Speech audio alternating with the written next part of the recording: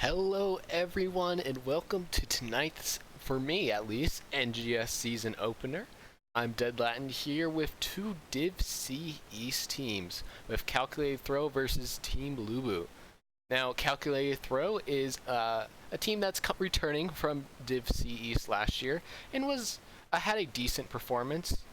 Meanwhile, Team LuBu had a slightly more disappointing performance, albeit in Division B, so it should be exciting to see how they're able to do now they're down in Division C, which, as according to their captain, is probably about where they should be.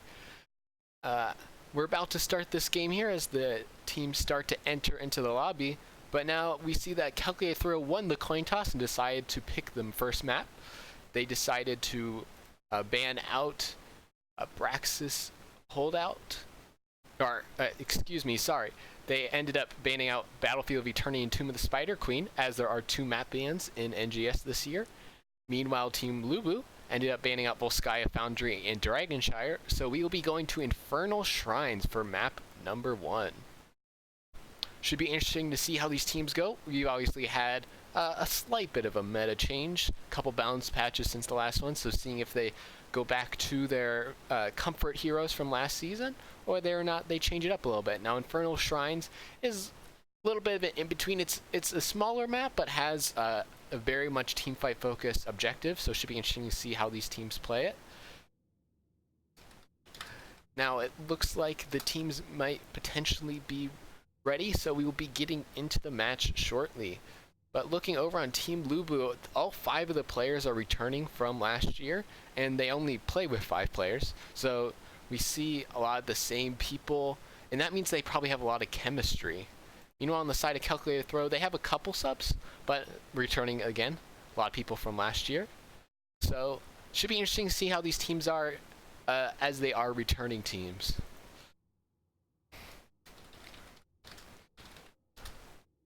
Now, the teams have a signal that they are ready, so we will be getting the draft underway now. Team LuBu now with the first ban. When we look to last season, we see that they often ended up banning a Nubrak and Diablo, two very strong main tanks, and who have remained strong from last season. So it should be, I would not be surprised if they return to those bans yet again in this next season. Now, looking to who they might pick up first, some of their most played heroes last time were Kel'Thas, who is especially strong on this map, as we do see a Nubrak banned out first by Team LuBu. Kel'Thas, who is especially strong in Infernal Shrines, as his area of effect spells are able to do damage both to the enemies and be able to take the objective very quickly, especially with his Flame Strike ability. So we see the response Diablo ban, both teams trying to get main tanks off the board. Meanwhile, when we look to Calculated Throw, their most played hero last year was Whitemane. And they loved Whitemane, playing her 11 times, and had one of their highest win rates on their team, having a 63% win rate as Whitemane. So definitely something to be looking out for to potentially pick up early, as Whitemane has honestly gotten buffed a little bit. Now, Anduin, someone we did not see last NGS season, getting banned out here, showing maybe the team's healer hasn't played much around him, or if you played him in ranked, he is very annoying to play against, both with his ability to get a free cleanse and save onto someone, and the amount of healing he's able to put out. Meanwhile, we do see the Kel'Thas respect band. These teams, at least in the pre-match lobby, did seem to know each other very well, so Calculated Throw using their knowledge to ban out Kel'Thas. As now we go and see what Team LuBu will pick up first, and it is Johanna. Now, Johanna was another very often played 11 games out of the 24 games played by LuBu last year. And they had a 36% win rate with her, which is about their average, about the win rate they had overall. So a team that very much knows how to play with Johanna, and especially her clearing power will be powerful for both the objective and the early laning phase. Meanwhile, Arthas Orphea picked up here by Calculated Throw. Now, Orphea herself was played a couple times last year by Calculated Throw. Actually, I don't see Orphea on there at all for them, so maybe someone picked up. Has some area effects, so able to do a lot. Meanwhile, Gul'dan Dahaka picked up. Again, two heroes played quite a bit by a Team LuBu last year. In fact, Gul'dan picked up 5 of the 8 overall map wins for Team LuBu last year. So, interesting to see Gul'dan come out, showing the comfort also on these Infernal Shrines, kind of the map mechanic of clearing. Especially with Dahaka having some strong macro presence. I mean, these are 3 very strong wave clearing heroes, so look to Team LuBu to take the early lead and put some macro pressure on the board against Calculated Throw. Meanwhile, we have 2 stronger micro heroes on the side of Calculated Throw already, as Whitemane is banned out by LuBu and Rhaegar banned out by Calculated Throw to prevent some more AoE damage. Showing that what we might have once we get to the game proper is a matchup of Team LuBu looking to instantly get onto the objective after having dominated the early lane soak phases, putting some early lane pressure in, and then quickly rotate to the objective, while Team Calculated Throw might be dealing with some of that lane pressure and taking the objective quickly, while Team Calculated Throw with the Alexstrasza and ETC pickups will be instead looking to brawl it out on the objective. Now, something that will be interesting to see is whether Scooty Puff Jr. on ETC or Scooterman on Arthas goes into the off lane, as both heroes can be played in both positions. Should be interesting. Meanwhile, Lucio and Raynor, the last 2 pickups. I really like this comp by Team LuBu, just with the amount of macro pressure it's able to put on, as well as the amount of shrine clear this comp has, especially with Lucio now to help with rotations in between mid and bot lanes early on. They should be able to put a ton of early pressure so that it will be hard for Calculated Throw to respond to, especially with a weaker solo laner, clear-wise, and Kerrigan as the last assassin. That is something that will help a lot the shrine clear of Calculated Throw. But will it be enough as opposed to the Gul'dan Johanna Dahaka combo they have on the side of Team LuBu?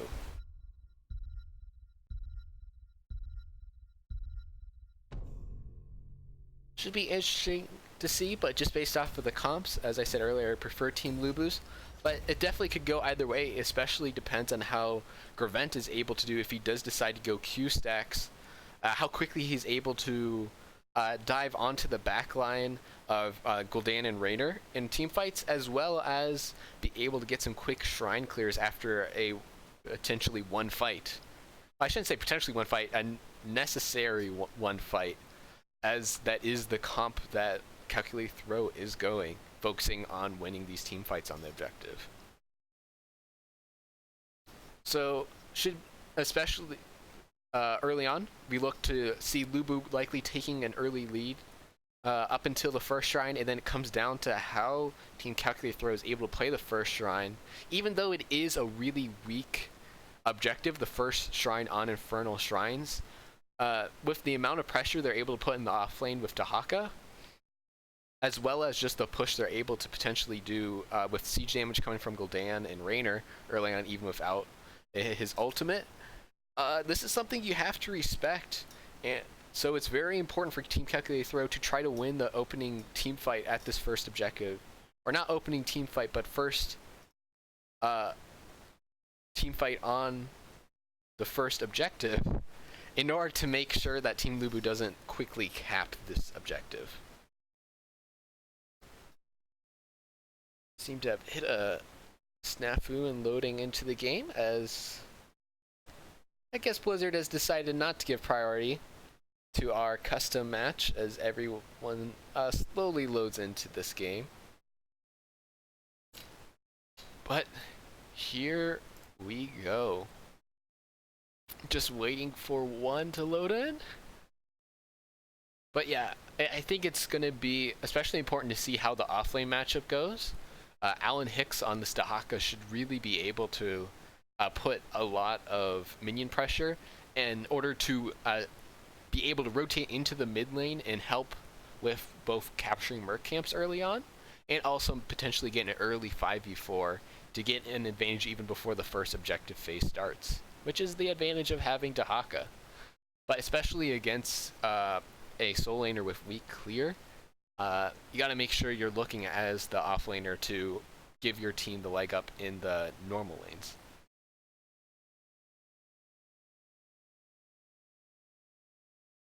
Meanwhile, I'm really looking for Gravent and Mona Derp, the Kerrigan and Orpheus respectively, to be getting some pressure onto the backline of Raynor Gul'dan in this fight, in fights, in order to allow for quick wins. But here we go, game number 1 for both of these teams of NGS Season 7.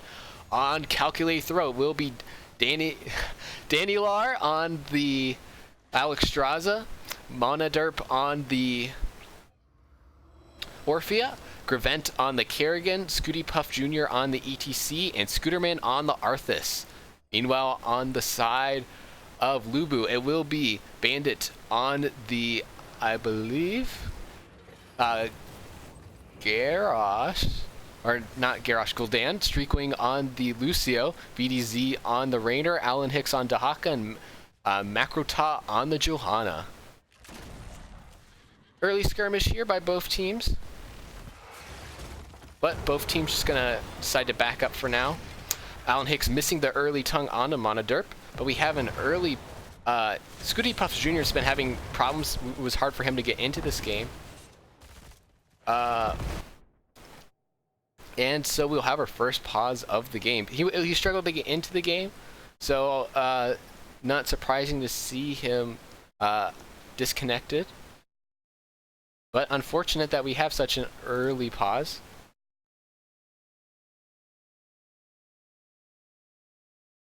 But anyways,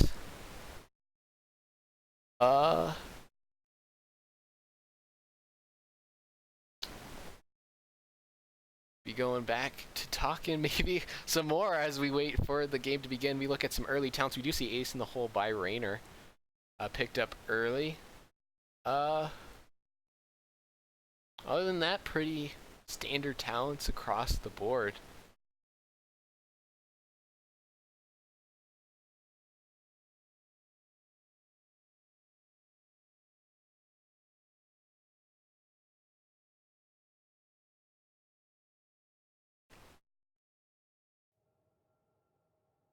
Meanwhile, Johanna is yet to pick her talent.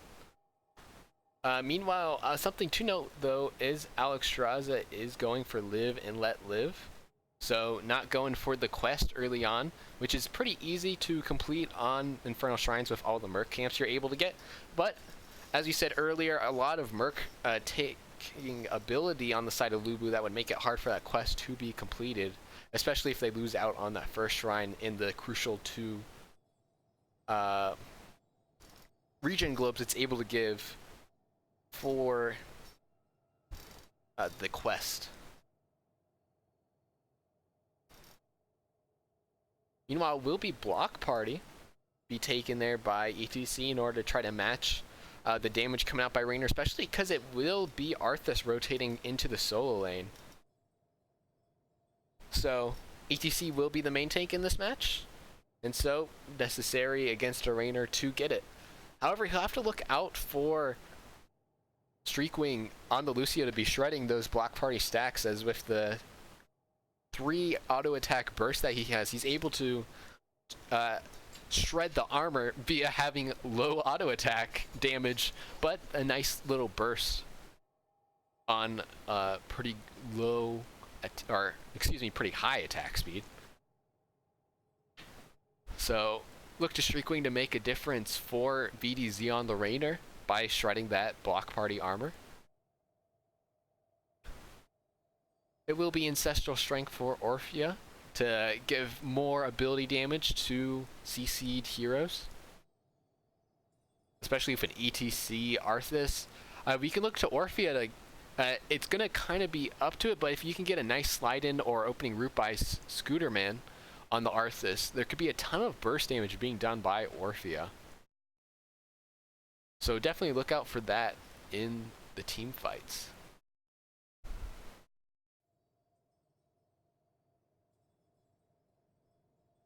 Looks like the player is just now starting to rejoin. Hopefully his internet's able to survive through the rest of the game.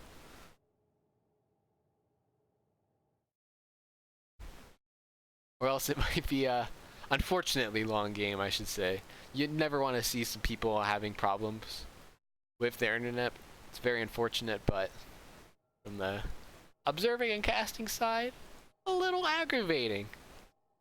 I'm sorry, Scooter Puff Jr., but please get better Wi-Fi. The teams are having fun though in chat. Just as we wait for him to rejoin. Something interesting is that Johanna hasn't taken her level 1 talent yet. It should be interesting to see what she goes. It's been a while since I've played Johanna, so I don't necessarily remember, but I don't think she's going to go the blind talent. She's probably going to get the burst heal, especially if a Lucio. Get a little bit more help in the healing department for when your Lucio has Amp It Up on cooldown.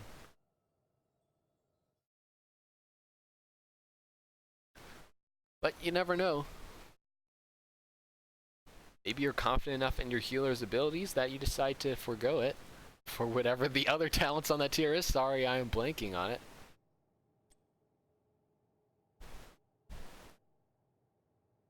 Going down the line, tissue regeneration pretty standard for Dahaka. And Fury of the Swarm for Kerrigan. So overall, some other pretty standard picks. The only other thing to note is that Scooter Main was able to get a quick 2 stacks with his first cast of Howling Blast there. So already well on the way to completing that quest. That'd be huge if he's able to get even just half of that quest done before the first objective.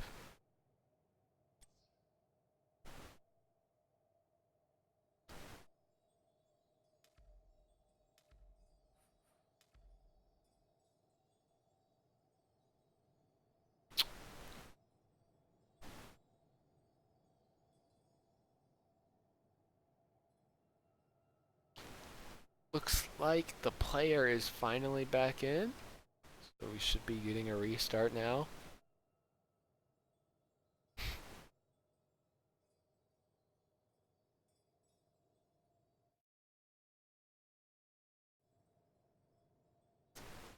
Teams are just readying up and we should be good to go.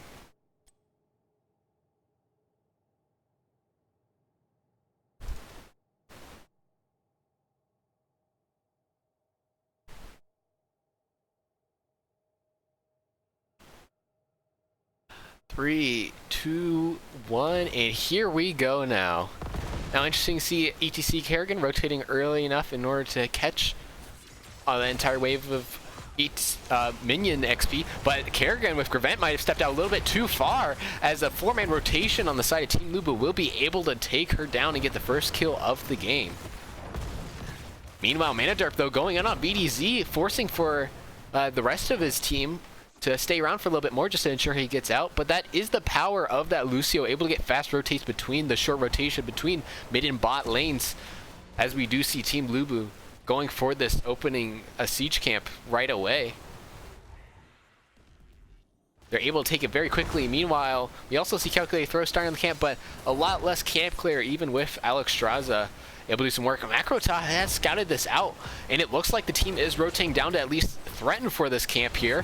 As here we go, Macrotog steps onto the point, puts a pressure, and Greven taking a lot of damage there. My Bandit will go down. Now Scooty Puff Jr. has to be careful as he gets healed up, but it will not be enough as ETC also goes down. Now Monoderp in trouble as is able to successfully get away with the Q, but nice rotation there by LuBu is able to get the first or next 2 kills of the game in the camp, and yet another pause as Scooty Puff Jr. has left the game, unfortunately, yet again.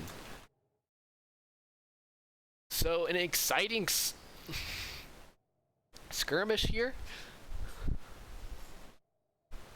to start off the game, showing the power of the amount of rotating power that Team LuBu has. Makrota doing a good job of scouting out the camp.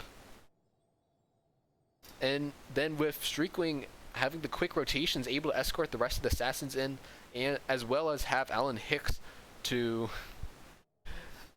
burrow in, able to get a nice early fight, get 2 kills, and put a ton of lane pressure in the mid lane, looking to take down perhaps this entire opening mid gate. That'd be a huge advantage for them. If they're able to get an early gate just 2 minutes into this game. If we look into the stats real quick, we'll see that overall, big damage dealer in that last fight was actually VDZ on the Rainer. Was able to put out just over 3k damage. Meanwhile, despite losing the fight, Monoderp is already up to almost 5k damage. So able to put a ton of damage from the backline there, but not able to chase and finish down Makrota, who was just able to easily sustain on the point. And do the Johanna thing of just not being moved, despite a team's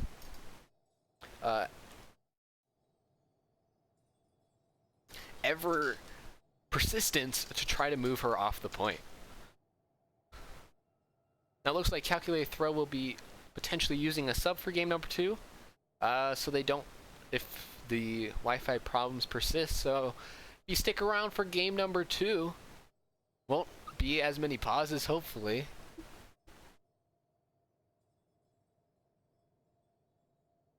Especially as they've already used 2 of their 3 pauses. So normally don't use that rule, but Wi-Fi issues happen. Be unfortunate to see game 1 go down that way.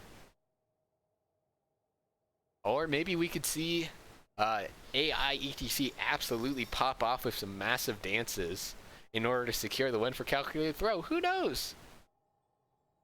But hopefully he's able to load in here, so we can go get underway.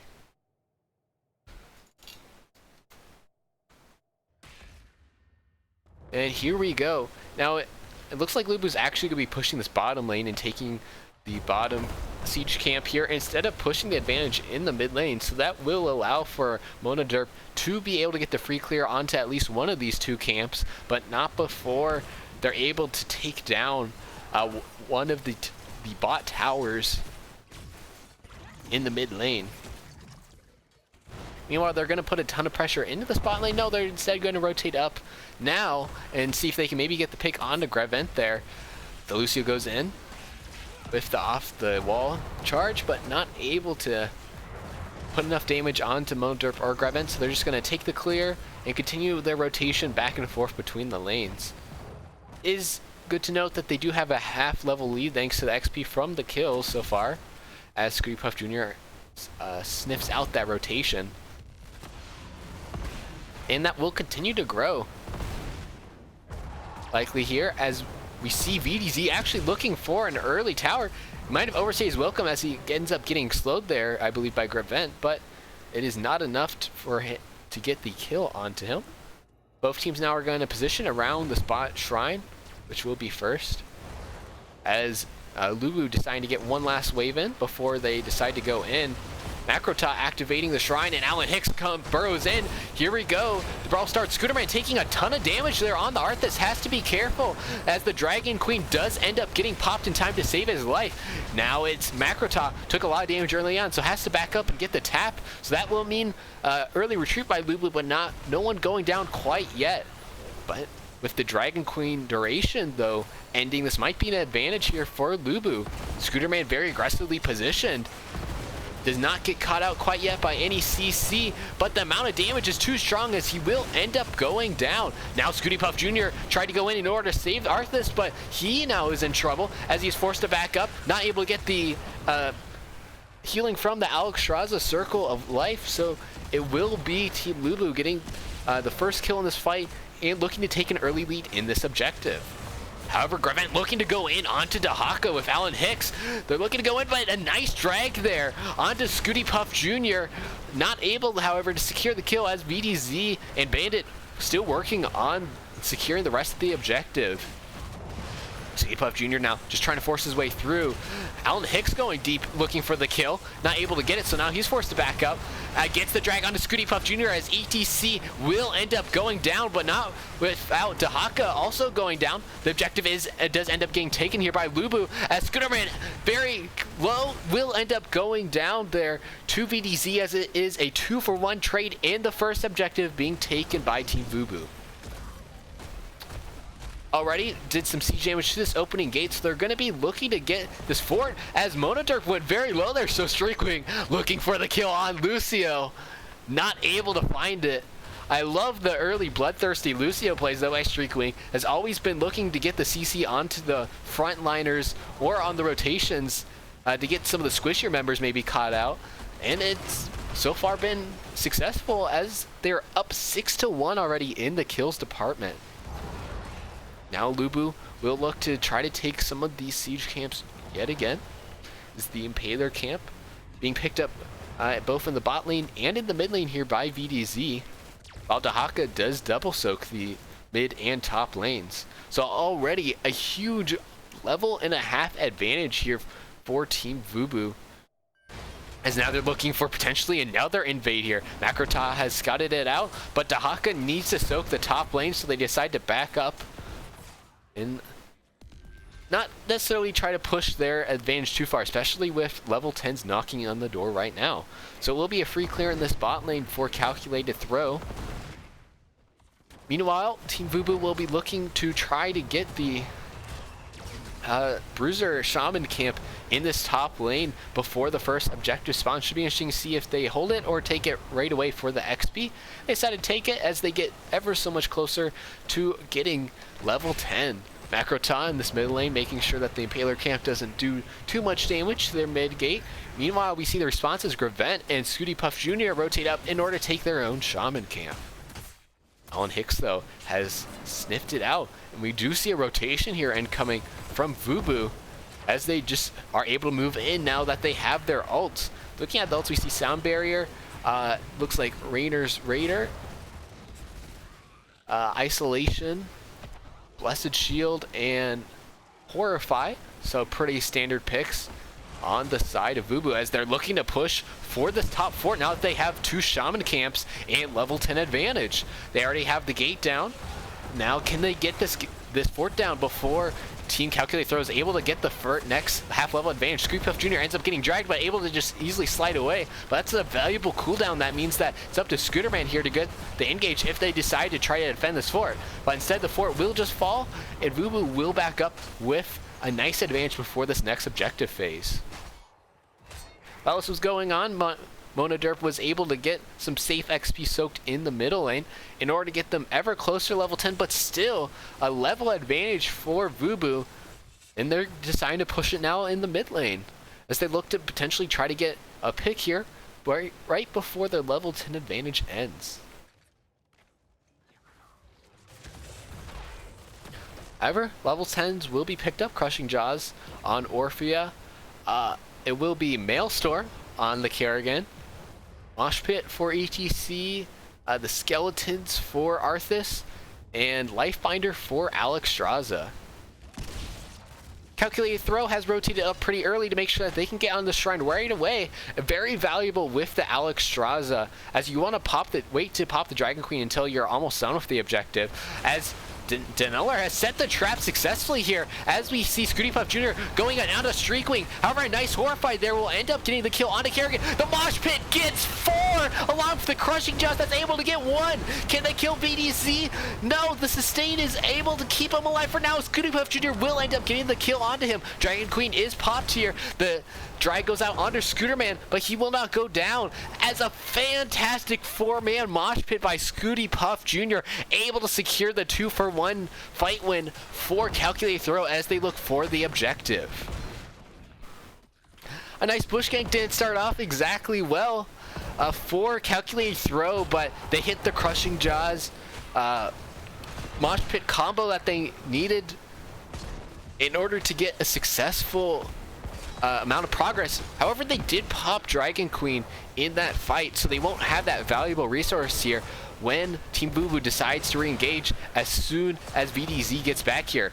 The call has been made. Makrota looking to get some engage onto Scooty Puff Jr. A lot of damage they're coming out from Bandit. Will be able to burst down Kerrigan yet again. Now Scooterman in a lot of trouble. Lifebinder goes out. Will be able to keep him alive. Fantastic play there by Danalore, as now Alan Hicks is hungry as they try to zone out the rest of Calculated Throw, as they now start to take the objective themselves. Look how quickly VDC is LuBu is able to take this objective, as already they have 20 stacks and still 2 seconds till Kerrigan comes back. Scooterman is just going to be forced to try to poke and see if they can maybe get the engage here onto either Makrota, who's low even though she's Kerrigan, or one of the Squishier members if they're caught out. However, already 33 stacks is going to be very hard here for Calculated Throw to recontest this objective. The beat is going to be dropped by Streak Wing just to be safe, as they will be able to pick up this Frozen Punisher, looking for the keep already 10 minutes into this game. Now level 13s were picked up there right before that last fight, I believe, by Team LuBu, giving them a huge advantage there, as we see Bandit already is just 3 stacks away from completing Echoing Corruption. So very powerful boon if he's able to complete it in this objective phase, as he's already putting out a ton of damage. Frozen Punisher now with the changes able to disable the structures with his ice abilities, making him a lot stronger than he used to be. But even though they don't have 13s, it looks like Calculated Throw is going to be able to fend off this Punisher for now and save their top keep crucially. With LuBu not deciding to push the pressure too much and push the advantage in this early game. And when we look to stats so far in this game, it is Bandit who's been putting out the most damage on the side of LuBu, having just over 26,000 hero damage already. Meanwhile, it is the Orphea on the side of Calculated Throw, with Monoderp doing 32,000 damage and pacing his opposition. BDZ looking maybe to get the engage here onto Scooterman, but the camp has already been taking, so he decides to just hit a couple parting shots and then rotate back down into this bot lane. Meanwhile, Gravent has already started the Impaler camp here in the mid lane, so they will be able to get this camp quickly, even with Alan Hicks with the predictive tongue not able to find out anyone. However, he is kind of in no man's land here if he's found out by Calculated Throw. But Calculated Throw, now is the time for them to go in, as they look to maybe engage onto this camp. Scooty Puff Jr. does not slide in though, so he will not be able to get the engage on before the siege camp is taken by LuBu. So they will decide to back up as LuBu looks to get their level 16 talent tier here in just about a minute. Moving in the mid lane to clear. Meanwhile, Calculated Throw is playing a little bit on the back throw here, trying to respond to the pressure that LuBu is being able to put out with the large amount of wave clear they have, including with the Shaman camp now in the top lane. LuBu should be able to pick up level 16 with this minion wave, so they will have a huge advantage here if they decide to look for this keep. However, they're very cautiously playing Scooterman. Oh, he could have gotten tongued there by Alan Hicks, but didn't quite hit it. He's looking for it. Oh, barely misses. Gravent just didn't have the range, but he's able to make enough space for the rest of his team to pick up that top keep crucially. Meanwhile, Calculated Throw has 2 levels of XP to try to make up here before the next objective phase. So Team LuBu is able to just rotate around and basically put pressure on wherever they decide to, as Calculated Throw can't really afford to make an engage right now. LuBu though is playing very carefully, make sure to not throw away any advantage that they have, instead deciding to try to set a bush gank here. Nope, as they see the Impaler camp in bot lane is open already, so might as well get that advantage before this next shrine activates in just 12 seconds. Calculated Throw will not have enough time to get level 16 before the shrine activates right away, so instead they'll look to maybe make a pick right away. Nope, instead we'll just decide to move out. Alan Hicks very deep here, but they don't decide to go in onto the very meaty Dahaka. Instead, they're just going to allow for LuBu to make a little bit of progress here on the objective, looking to maybe poke down member, caught out of position. Both teams playing pretty cautiously around the position. Scooty Puff Jr. might be in a little bit of trouble, though, taking a lot of damage from Bandit. But we'll be able to make it out. A nice route there, forces the Unstoppable to be popped by Johanna, as Alan Hicks is on the retreat, and the Dragon Queen has been popped. Here comes the engage here. Gwent trying to go on to VDZ, but misses the combo. So instead, it will be the rest of the members. With Scooty Puff Jr. going in with the dance, ends up catching 2 there before getting interrupted. Crushing Jaws not able to get anyone. And the Lifebinder not able to save Scooty Puff in time. Bandit going very low, but able to escape, as now it is Macrotog going very deep. Gwent able to get the cocoon off in time. Macrotog going very low, will be able to escape also, as it will just be a none trade in the side of LuBu, but all the members are very low, so we'll have to back up for a second to tap back up. But now they have the advantage and are looking to go in. Alan Hicks just hits a minion instead of Mana Derp, but a nice play there by Streakwing off the wall, able to get the slow and kill onto Orphea. This Arcane Punisher, with the fort almost down already, is going to be able to put a ton of pressure into the mid lane by LuBu. Especially if the amount of siege damage that they've already demonstrated they have. Meanwhile, Orphea still down on the side of Calculated Throw, and they still don't have 16. So a huge disadvantage for Calculated Throw. They're going to kind of need a miracle here in order to try to defend this fort.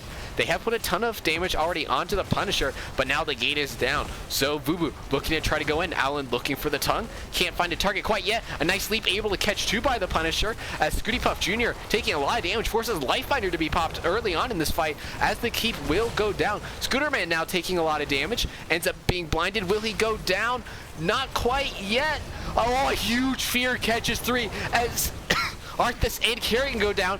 Scooty Puff just to follow, as now Mana Derp in a lot of trouble. Streakwing looking for the kill as Hungry gets it, as now it will be the core being turned on by LuBu. With 4 members down and just Alex Straza up, it will be game number 1 going to the side of LuBu.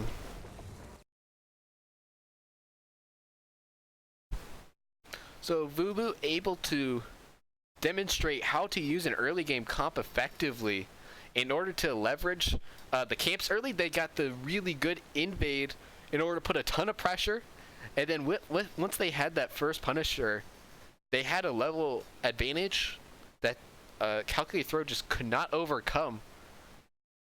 We saw one great dance by Scooty Puff Jr. that almost turned around the entire game, but Gwent just wasn't able to really get to the late game in order to get the advantage that Kerrigan provides. As we now look to the post-stat screen, we do see the overall damaged leader was Bandit on the Gul'dan. Once he got the Echoing Corruption, he was just able to put a ton of damage onto the front line and onto Gwent on the Kerrigan in order to really put Calculated Throw on the back foot in these fights, as their main tanks, or I shouldn't say main tanks, their tanks weren't able to really get a safe engage, especially when you're ETC and you see the Gul'dan, who's able to just absolutely melt you if you slide in. You have to be very careful about your slides, and maybe you don't get the engages you want. Meanwhile, Mana Derp, though, on the Orphea was able to do a ton of damage while poking from the exterior, but just wasn't able to get enemies low enough in order to really be safe, feel safe enough to go in and finish some kills on the Orphea. So now we'll be looking for game number 2 here. It should be interesting to see if Calculated Throw does decide to take the map pick again, or if they instead go for instead let LuBu pick the map after their loss.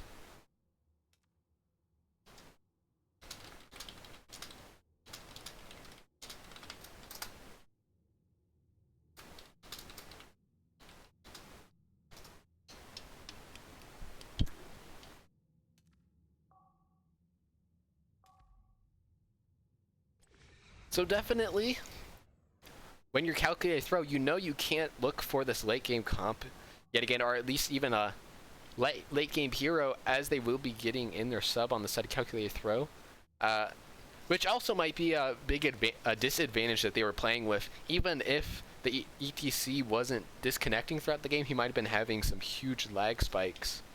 That prevented him from playing an effective main tank game.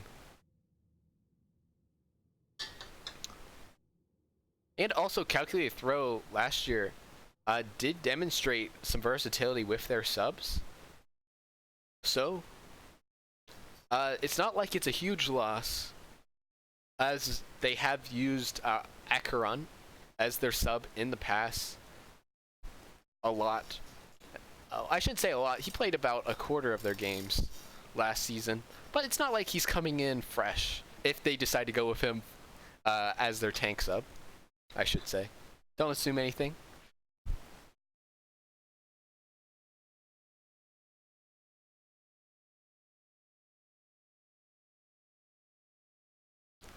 While we're waiting though for the sub to come in, it will be Brax's holdout being chosen there, actually by calculated throw,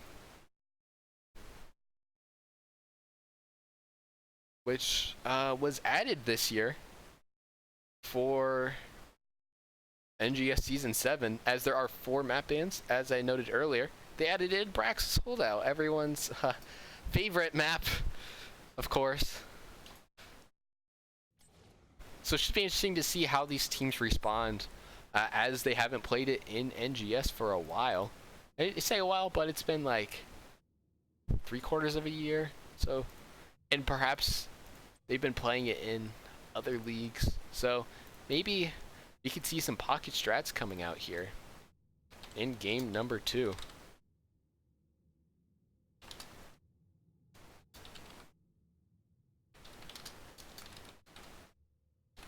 Or excuse me, LuBu. I keep saying boo-boo, but it is LuBu. So I'm sorry, guys, for the mistake.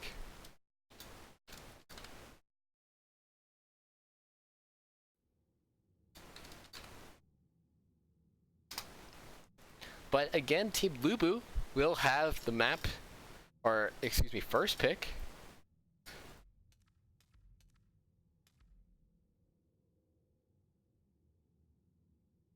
So, should be interesting. I expect them to go with some of the same picks as last time, just because those are kind of their comfort picks. We saw them last year in Div B in the same picks as we did see this last game, so.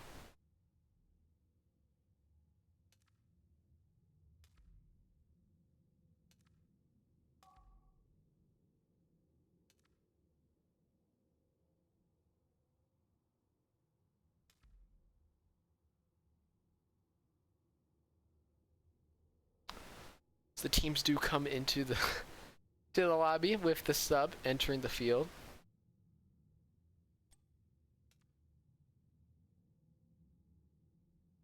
Will be game number 2 though. Can calculated throw with the sub force game number 3? As it will be Mystic actually coming in. Now Mystic last season actually, I believe, was a starter for the team. Yep, started in 24 games, the second most. So in fact, it's Danalor, it looks like, who is the person who maybe didn't start as much last year. Danalor and Monoderp shared the load last season, so. But what's interesting is that Danalor, nope, they do have, no, doesn't look like they have 2 tank players, so maybe some flexing around going to be needed by calculated throw this game.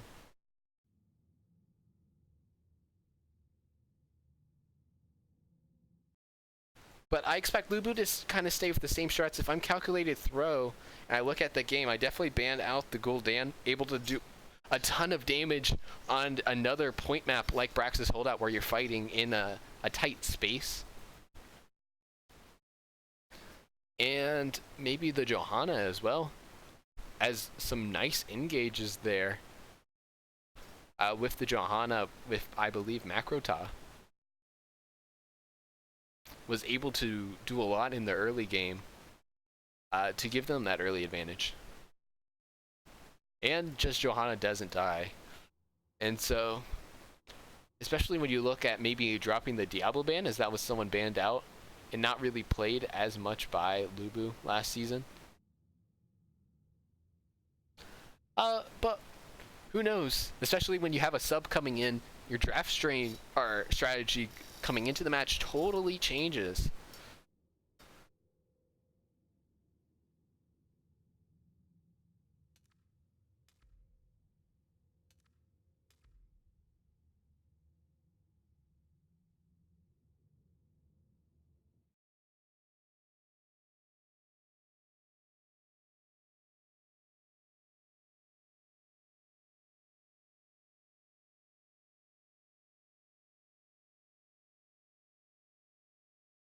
The team's now just settling in into the lobby right before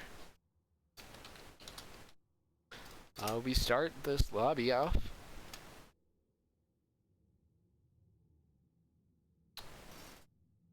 Now, something that LuBu can't do,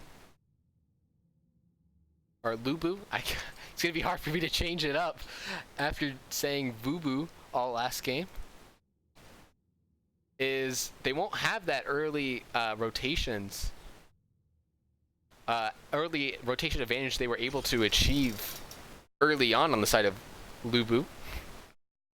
With the short rotation, it's only the 2 lanes. So that's something that maybe caused Calculated Throw to pick up this map. You don't have that potential for a macro advantage gained early by LuBu. And so you're confident that you can win the micro game when you're not down a talent tier every fight. And so you take him to Braxis holdout. So it should be very interesting. Also, Braxis allows for some really weird heroes. Rexxar is one that, even though he's been meta recently, even after his nerfs, not as meta, but still relevant. He's very strong on Braxis, just able to camp Misha on point and prevent it for free, basically. Force either the team to rotate up a second person into the top lane or just concede the top point. So we have a Nubrak banned out first yet again by LuBu, and Kael'thas banned out by Calculated Throw. 2 heroes that are strong on this map. Well, Kael'thas again strong, just like on Infernal Shrines. Meanwhile, Nubrak strong on pretty much every map, with Cocoon being as strong of a removal tool as it is, as well as the amount of CC he has. Diablo banned out this time by LuBu. So it should be interesting to see who the second ban might be for Calculated Throw. Some other weird heroes that can be played, I kind of spoiled it there. Cho'Gall is viable. It's his most viable map. As Bandit does pick up that Gul'dan early. I really like to see that, as he was able to do a ton of damage on Infernal Shrines, and again, you have the point fight, as I was saying earlier. Meanwhile, the Rexxar will be coming out from Dainalar. So it's gonna be, this forces LuBu to either win the top lane or win the bot lane fight constantly, or to be forced to make a ton of hard rotations up and putting constant pressure onto the Rexxar. And Ana will be putting out a ton of healing in the bot lane with whoever she is paired with. Maybe Li Ming, if they decide to go Nano Boost as an option, as it will be Makrota again on that Johanna and Stukov. So we'll have Johanna parking herself on bot point and Rexxar parking Misha on top point. So both teams already getting someone that will be hard to remove on each lane.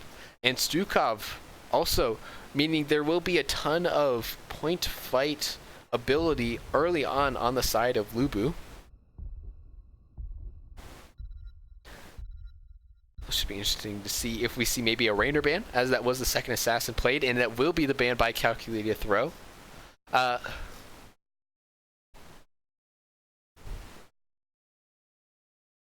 Meanwhile, maybe we see, it's very interesting though, as we, with a change in who's playing main tank, you don't know if they're going to go ETC again, so you can't ban that out thinking that's the main tank you're going to go with. So should be interesting to see who LuBu decides their third ban to be. It will end up being ETC anyways. They decide maybe the team's comfortable with ETC, So that's our best bet for what they might play as their main tank option. Now, Mystic was the assassin player last year, so it would be interesting to see him or her being moved over to main tank duties potentially this game. And it will be the Cho'Gall being picked up here by Calculated Throw. Now, I love this comp already. Something that my team used to run a lot. You have the Ana, who's able to pump a ton of heals and also build damage with nano boost onto Cho'Gall.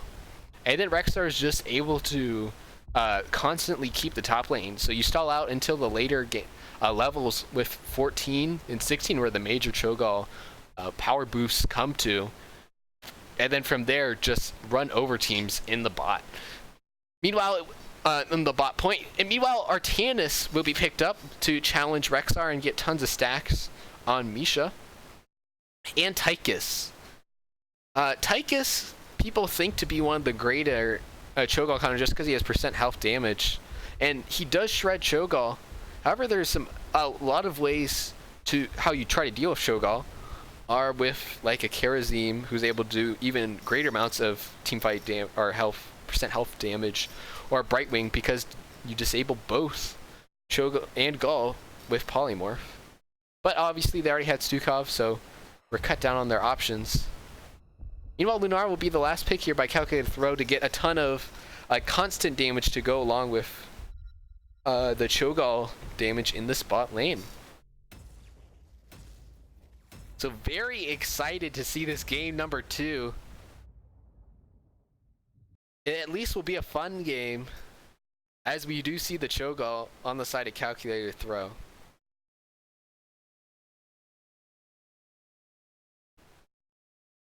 Also, I guess to note is Artanis has % health damage also if he decides to go that at level 1, which I anticipate he will if they decide to go Artanis with that pick.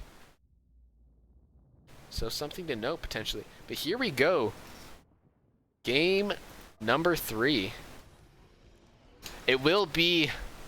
Oh, I have to look them up now. Scooterman on Cho and Mystic on Gall. Gravent on the Ana, Monoderp on the Lunara, and Danalor on the Rexxar. Meanwhile, for Team LuBu, it will be Alan Hicks on the Artanis, Streakwing on the Stukov, Bandit on the Gul'dan, VDZ on the Tychus, and Mac Rota on the Johanna. So it will be Rexxar versus Artanis in this top lane. Meanwhile, the 4 stacks of Cho'Gall, Lunara, and Ana in this bot lane gonna have a ton of vision ability with both the Wisp and the Eye of Kilrog. For the side of Calculated Throw. So that's going to allow them a lot of ability to make sure if someone is rotating up to put pressure on the Rexxar, they can definitely see it from a mile away. Already we see some early lane by Skostik on the Cho'Gall. But he has very weak early game lane clear. You really have to get some talents as well as getting your stacks onto bombs away in order to start getting that damage for both PvE and PvP. Will be the first regen globe here being picked up by LuBu, as they do have the level 1 Laws of Hope, that is what it is, on Johanna, so going to be wanting all those regen globes early on. BDZ going on to Monoderp here, activating the trait even. As we see Bandit has just so much clear, they're able to put some early pressure onto the Cho'Gall and this gate. But they're just able to back up here. Bandit already taking a lot of damage and being forced to mana tap. We'll have to back up for now. Now here will be the deciding factor as the first beacons now activate. BDZ just immediately going to get on the point as Monoderp looking to put some damage onto him, but not able to do so. As now a lot of Echo Corruption damage being done by Bandit. BDZ has to be careful actually.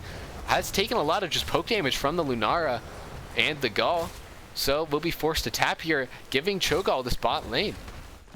or bot beacon, at least temporarily. Meanwhile, in the top lane, it is a fight between Misha and Artanis that will at least allow for that top lane to remain contested for now. The trait being activated forces Cho'Gall to back up, but VDZ took a lot of damage in the process and has already used his tap. In the top lane, Artanis actually won out against Misha. That's a huge win for LuBu in the top lane, as I guess the win was only temporary. No, it looks like Alan Hicks is winning against Misha. So if they're able to get that early victory, that won't allow for Cho'Gall to get the stacks and power early on and force the game to progress. Streakwing very aggressive with his silence, but Monoderp already being so low will not be able to capitalize on it on the side of calculated throw. The teams will now position.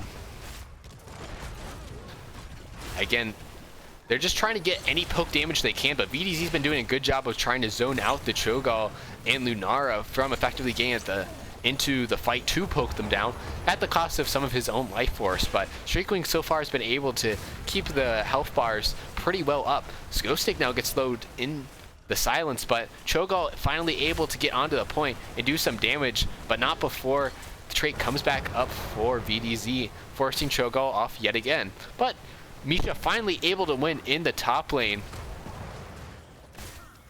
So that will be the stall starting for calculated throw. Oh, nice sleep dart there by Grevent, not able to be followed up, but still will force VDZ to back up as his tap, I believe, is still offline. Monoderp now actually deciding to go onto this point as they get only 2% before they're forced back. Macrota going deep now, knowing that Monoderp and Ghostig already low, but a nice nade there forces Macrota to back up without the regen burst being allowed to be popped by Streakwing. So that will allow for Cho'Gall to be able to step up here, as they do have a slight level advantage. Already VDZ going in aggressively.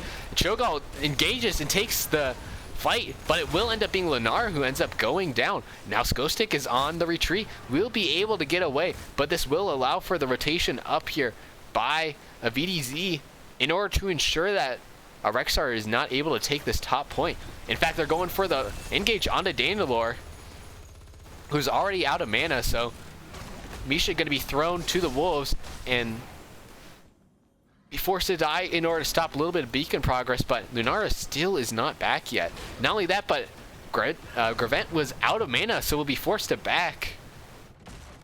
After the rework, you always have to be mindful of that as Ana, especially when you have a Cho'Gall where you're pretty much always using your Q.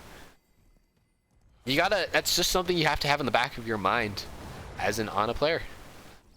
But now, that will allow for, as the Tychus remains in the top lane, that will allow for Cho'Gall and friends to go in on the spot beacon, install it out right before 100% for LuBu.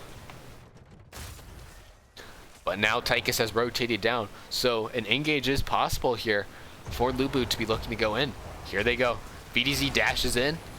I don't believe he activated his trait though, but that will allow for them to get onto the point. Misha is back though, so no progress being taken quite yet here. Ghostig doing a lot of damage to VDZ and Streakling with that bomb.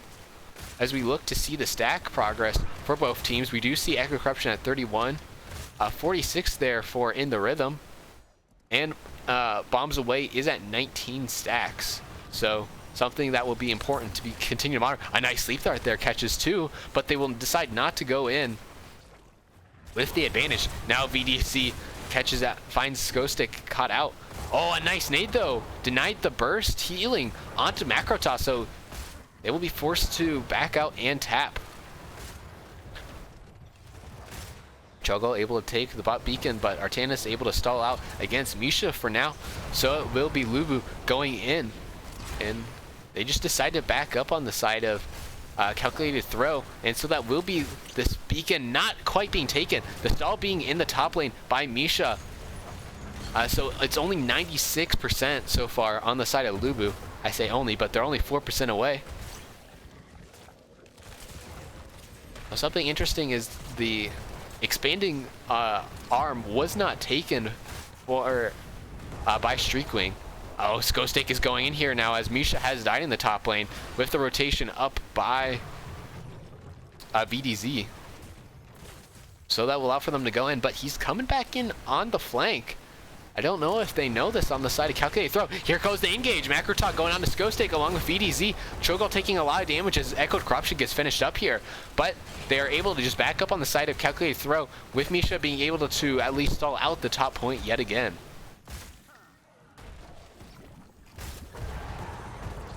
Both teams pretty much even when it comes to XP at the moment. There's a nice sleep dart able to hit VDC. Here comes the poison stacks onto him. But we'll be able to just back out for now.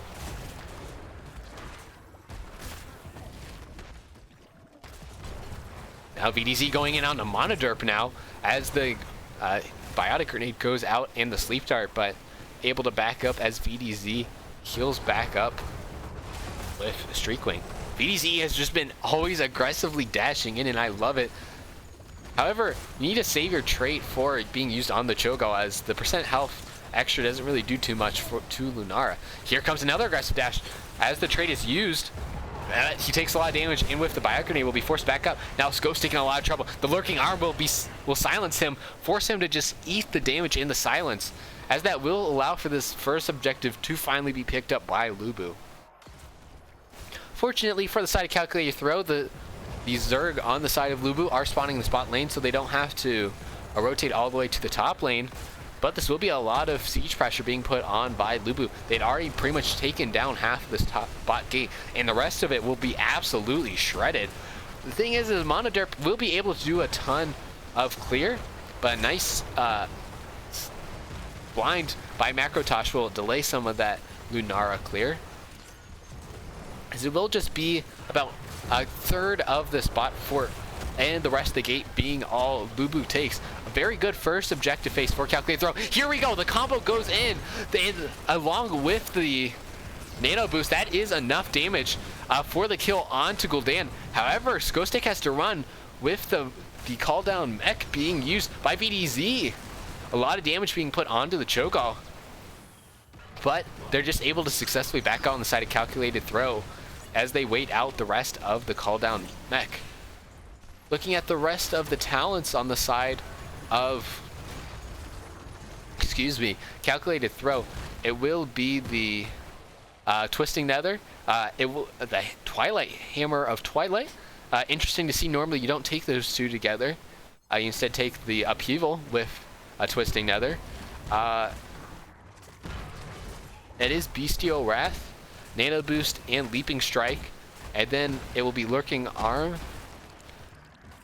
Suppression Pulse, Shield Bash, Blessed Shield, Horrify, and Call Down Odin, or Commander Odin, for the side of LuBu. Both teams now deciding to take their camps, or taking this opportunity to take their both camps, as Cho'Gall takes it a little bit slower than the combination of Gul'dan plus Stukov. But both teams will thus just go back to their lanes. It will just be Grevent and Monoderp in the spot lane to defend it against the four members currently here on the side of LuBu, as instead Cho'Gall will be pushing in this top lane, trying to get the flank onto Alan Hicks on the Artanis. Here he goes in, but Alan Hicks was able to successfully get away. Meanwhile, that will not be the case for this bot fort, which will go down with the combined pressure of the four members and the camp in the bot lane for LuBu.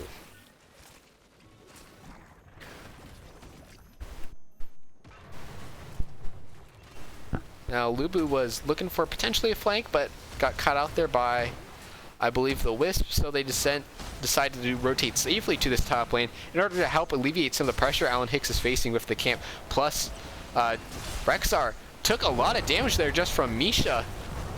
Almost died to the bear. However, Stukov will be able to get the Lurking Arm kill onto Misha in retribution. Both teams could be picking up 13 at about the same time.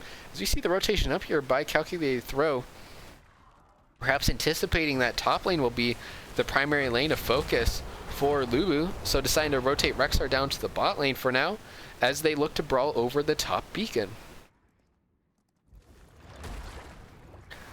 Macrotosh looking to go in. However, Artanis was able to sneak bot beacon before Misha went on. A nice sleep there catches 2. Will they be able to go in off it? VDZ though was a little bit too far, and Macrota is not the target to focus down. But now it will be VDZ dashing in and using his trait, bursting down about a third of Skostik's health, forcing for Calculated Throw to back up. Meanwhile, Misha has been able to neutralize the bot beacon, stopping progress for now on the side of LuBu. A lot of poke damage coming out as here comes the combo. Twisting Nether able to be activated and doing a lot of damage to Bandit. However, the fear pushed Ghostic under the towers of Team LuBu, and so that will force for him to back up. Gravent is a little bit late on the call to retreat, at being slowed by the trait from Ana. That will result in 0 kills on both sides and a lot of ults used, but Commander Odin not quite being used will be an important asset here for VDZ. A lot of damage going on to Monoderp just in the poke, but Bombs Away will be finished there by Mystic. Very important is to really increase the amount of damage that Gaul is able to put out with that bomb by reducing its cooldown and increasing its damage. Another nice sleep dart there by Gravent puts Macrota out of commission.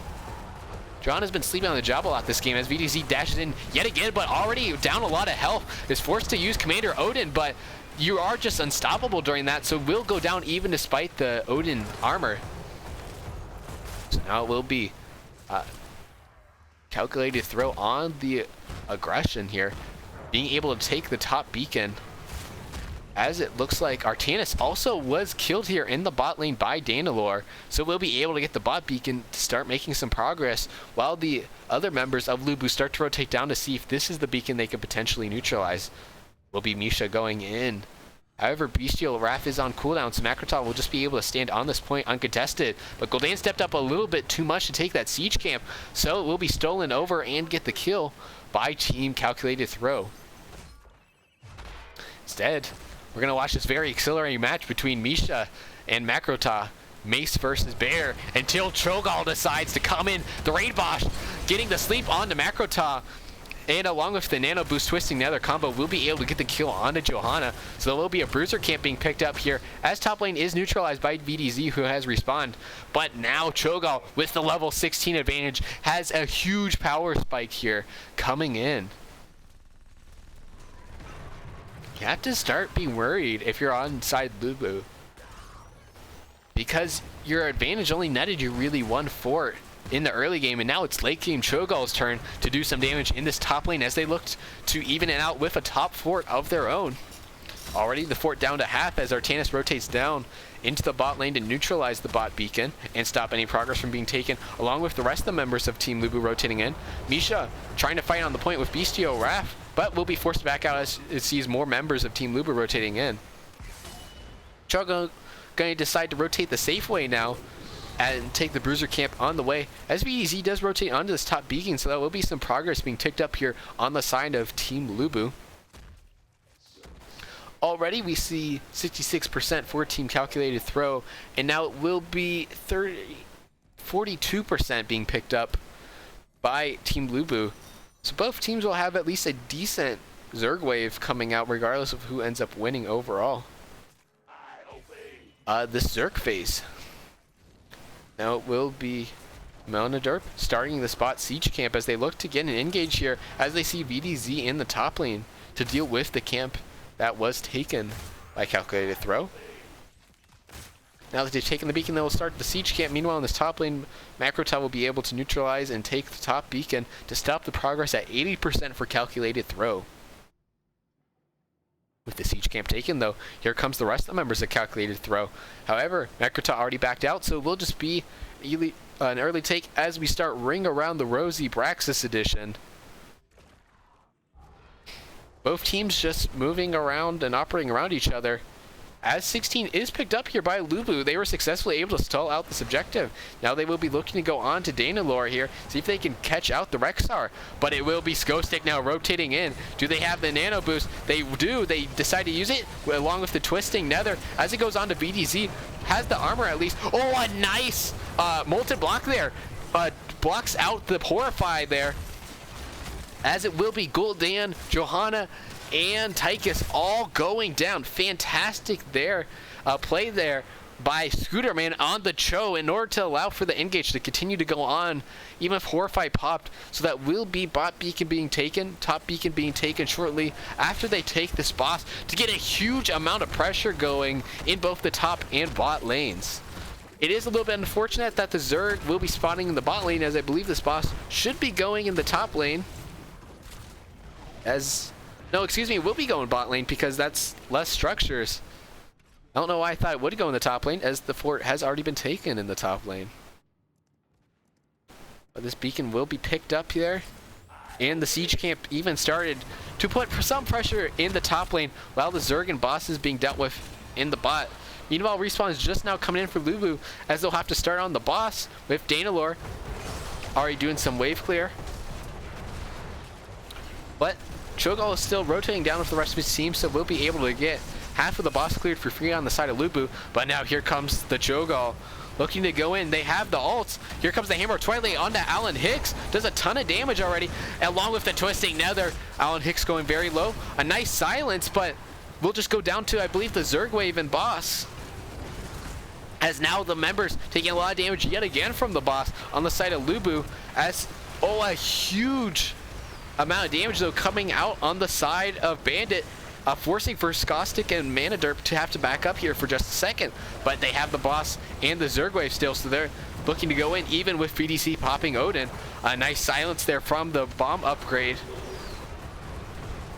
But they're not able to go in with how low the rest of the members are on the side of Calculated Throw, and with Rexar still in the top lane, meaning it's a 4v4 they do not want to take right now, right before 20.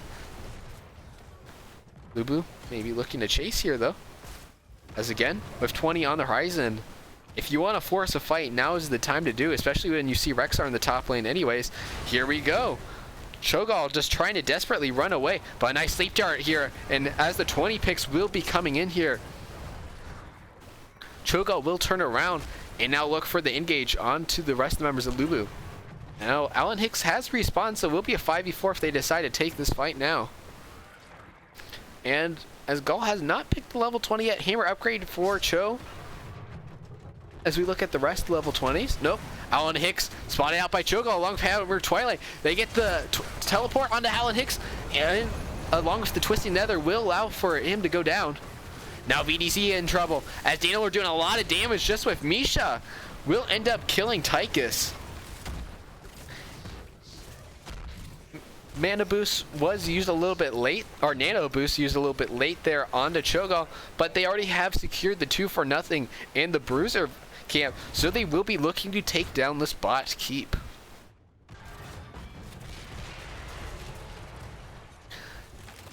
It's looking pretty dire here for LuBu. They desperately need 20 and an answer to the Cho'Gall now that he's been able to get to his major power spikes. But Rexar is just taking the rest of the camps and putting lane pressure in the top lane constantly to make sure that they can't at least get some free soak potentially in the top lane.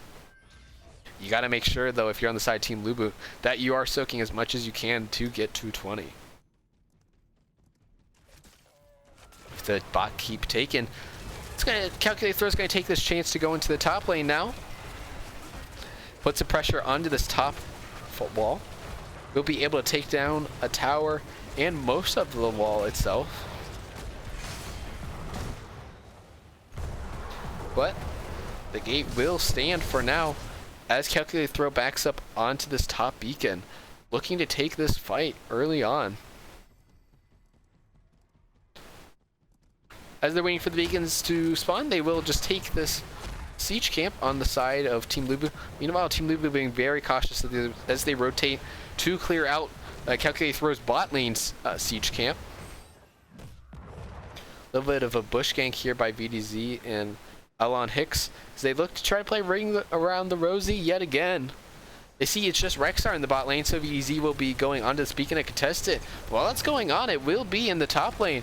Calculated Throw just sieging down this keep, and this will be force a response out from Bandit and the rest of the members of Team LuBu as the Horrify goes out, but Bandit took a ton of damage along with the Bio Grenade, barely able to get the heals in time though from Streakwing. Here comes Odin though. They want to fight right now on the side of LuBu, but that's the cue for Team Calculated Throw to back up. Meanwhile, on the point, Misha going very low as Alan Hicks forced to use suppression pulps, able to kill Misha, but here comes the rest of the team to clean up the Artanis. So it will be the bot beacon taken as progress starts to tick up for the side of Calculated Throw. Now they will look for Boss as they have the main advantage and they still have 20 advantage. Boss already down to half. However, this should be scouted out, I believe, by LuBu as they might have seen the Boss animation. They're going in for the flank, but Boss already taken Leaping Strike. Just gonna absolutely delete LDZ. Now it's Streakwing in trouble. Will end up going down. Makrata in trouble. Taking a lot of damage. Will end up going down to Gall. Now it's just Bandit alive for the side of LuBu. Trying to channel his life, but it will not work as the rest of the members of Calculated Throw now just gonna go through this top lane and look to end this game right now.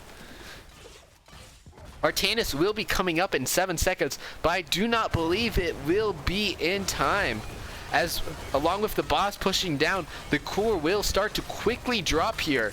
Already down to 80% when Artanis spawns. He himself is just getting bullied out by Cho'Gall. And with that, it will be Calculated Throw taking game number 2 and taking us to game number 3.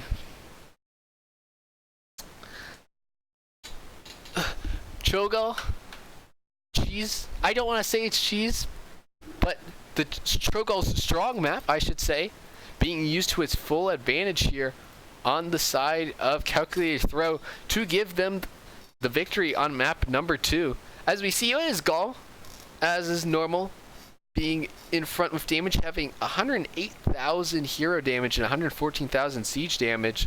Meanwhile, the unsung hero of the fight is Rexar, able to hold the top beacon against Artanis with Alan Hicks. And so 20k experience to allow for his team to get to the late game, get the power spikes they needed for Cho'Gall in order to start running away with this game. Meanwhile, Alan Hicks just able to get some damage onto Misha, was able to get up to 71,000 hero damage, which is pretty impressive for Artanis. Meanwhile, Bandit had the 63,000 damage, but was not able to do enough. Something also to note, we see Streakwing actually out-healed Grevent there with 114,000, able to do a nice amount of sustain there in the bot lane to keep his team in it. So now it will be game number 3, as it will be on the side of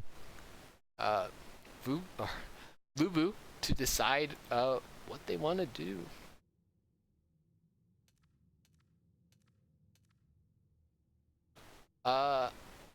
In terms of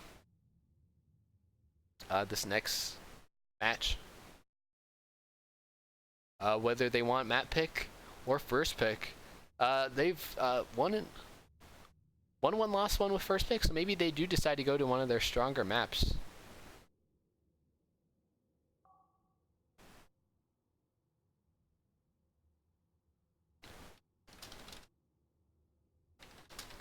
But they will end up taking first pick.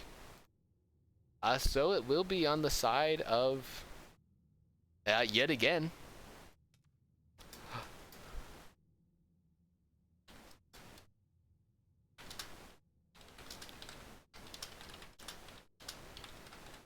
on the side of Calculated Throw to pick map for game number 3. It was a very strong performance though for Mystic coming in as a sub. Who knows if they've practiced maybe the Cho'Gall on Braxis on that map. It is a very valid strategy. Don't tell me otherwise, or else you'll be disrespecting my team. As we do commonly play Cho'Gall, so I have respect for picking that up.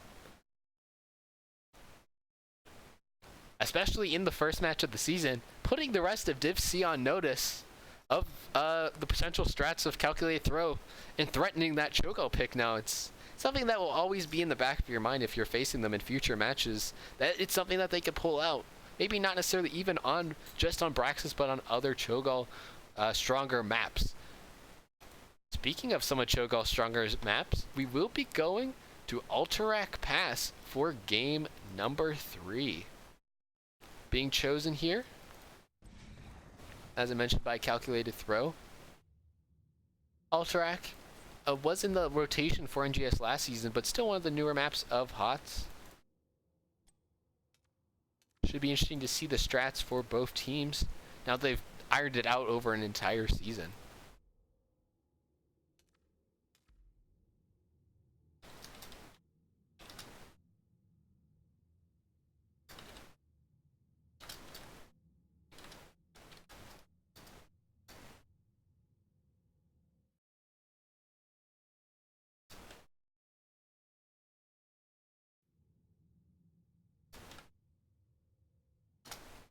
Expect probably a lot of the same bans and picks. Well, I can't say a lot of the same picks on both sides, as they might not be able to either get Cho'Gall, or even more likely they won't pick Cho'Gall. But maybe similar to map number 1 on this side of calculated throw, we'll likely try to see that Gul'dan Johanna early on the side of LuBu. But will it be successful in game number 3? That is the question. And will Cho'Gall come out here in game number 3? Cho'Gall, it's one of his average maps. It's not as strong as he is on Braxis, but it is definitely doable if they decide to bring it out, or if they force LuBu to ban Cho'Gall in this game. Just because you can stall out the objective for a very long time on this map, just like you can on Braxis, as we saw with the Rexar, to allow for Cho'Gall to get to the late game without too much damage being done.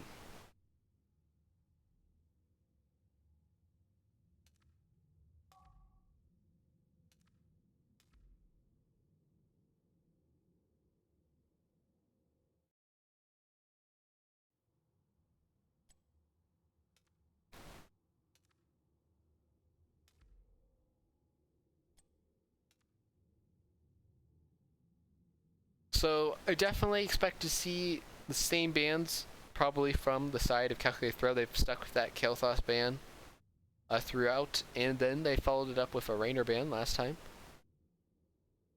And so the question though on the side of LuBu is, do you decide to ban Cho'Gall early on, and that through potentially a very strong main tank in Diablo or a Nubarak, but force, maybe that is the thing when you have a sub mid-series, maybe that's the only thing that they can play. Sure, Mystic played a lot last season, but maybe sub because of not having enough time to play as much this season. You just don't know, but maybe Cho'Gall is the strat they're trying to run again, so you just ban it to make sure you don't have to deal with it, and just try to play your macro game yet again. Meanwhile, we'll likely see a micro-heavy comp yet again coming out of calculated throw. So look to see maybe what the pivot assassins are this round. Game 1, it was Kerrigan, who wasn't able to stand up to the amount of damage being thrown out by the Gul'dan Raynor combination in game number 1. Meanwhile, the Gaul was able to do plenty of damage in the team fights in game number 2. So what is the micro or team fight focused assassin in game number 3? Definitely though, you want to have lots of wave. You want to make sure you draft some wave clear on the side of calculated throw, because LuBu has loved their macro heavy, wave clear heavy comps, which can punish again on Alterac Pass if you don't have enough wave clear to deal with the siege damage being put out with the objective.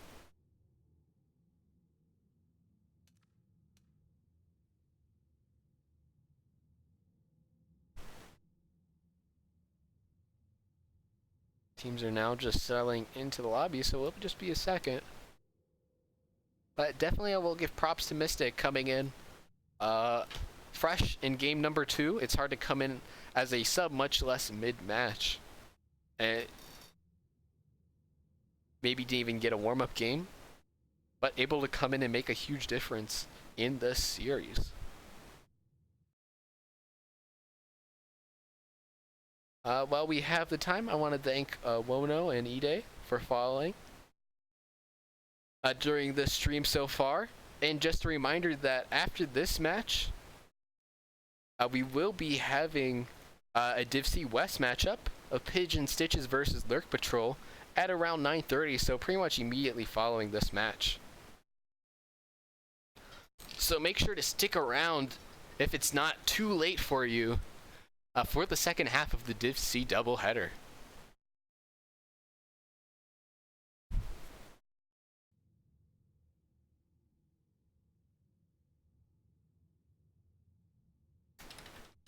Teams are now ready though. So we will get into our countdown.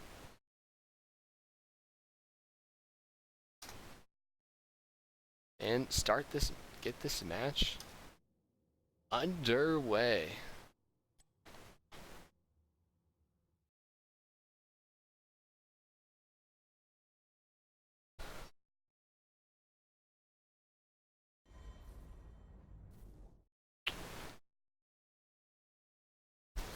So first ban yet again for side LuBu.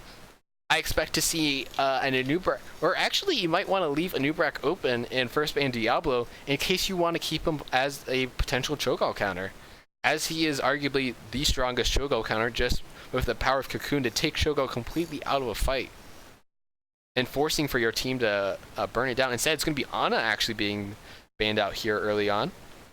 Ana able to do a ton of both healing. Especially I enjoyed the really nice sleep darts there by Gravent in order to open up some fights on the side of calculated throw, along with the nano boost heal and amount of healing output Ana's able to do on a single enemy slash, I shouldn't say enemy, a single target, I guess? Is Cho'Gall a single target or is he double target? But Daka being banned out after seeing it in game number 1 on a bigger map, more likely to be taken. So already we see more of a match bans coming out here in game number 3 as opposed to game number 1 and 2 where it was more team specific bans. Kael'thas still though on the board for LuBu. Might be something they look to pick up with their first pick if it remains open. Anubrak will be banned out though, so it is decision time now for calculated throw. Do they go with their common ban of Diablo or go with the LuBu specific ban of Kael'thas? Although Kael'thas doesn't have an objective, he's able to throw a ton. Generally, you have to fight in the same area, so he will be banned out yet again. Opening up Gul'dan, another area of effect damage healer, with Bandit being able to do a ton of damage in both games, and being the primary damage dealer of game number 1, and being secondary only to Cho'Gall in game number 2. But Macrotop will be picking up that Johanna first yet again, just to ensure they have that anchor in the team fights during this game number 3.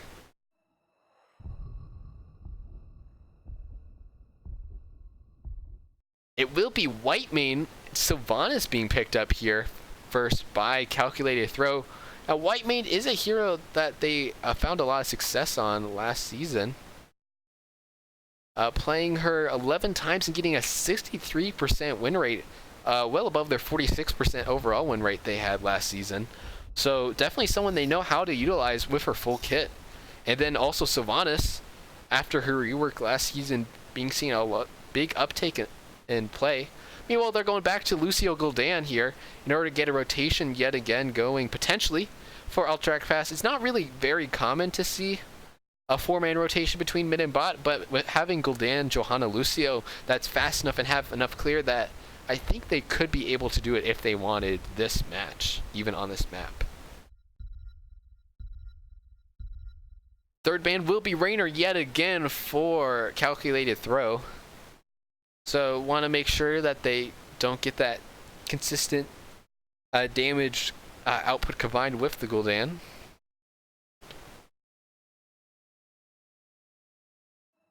Well, something to note. Scooterman, I believed.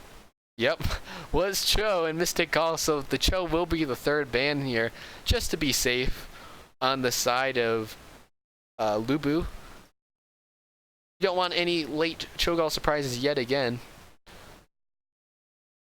So who will be the main tank player this game?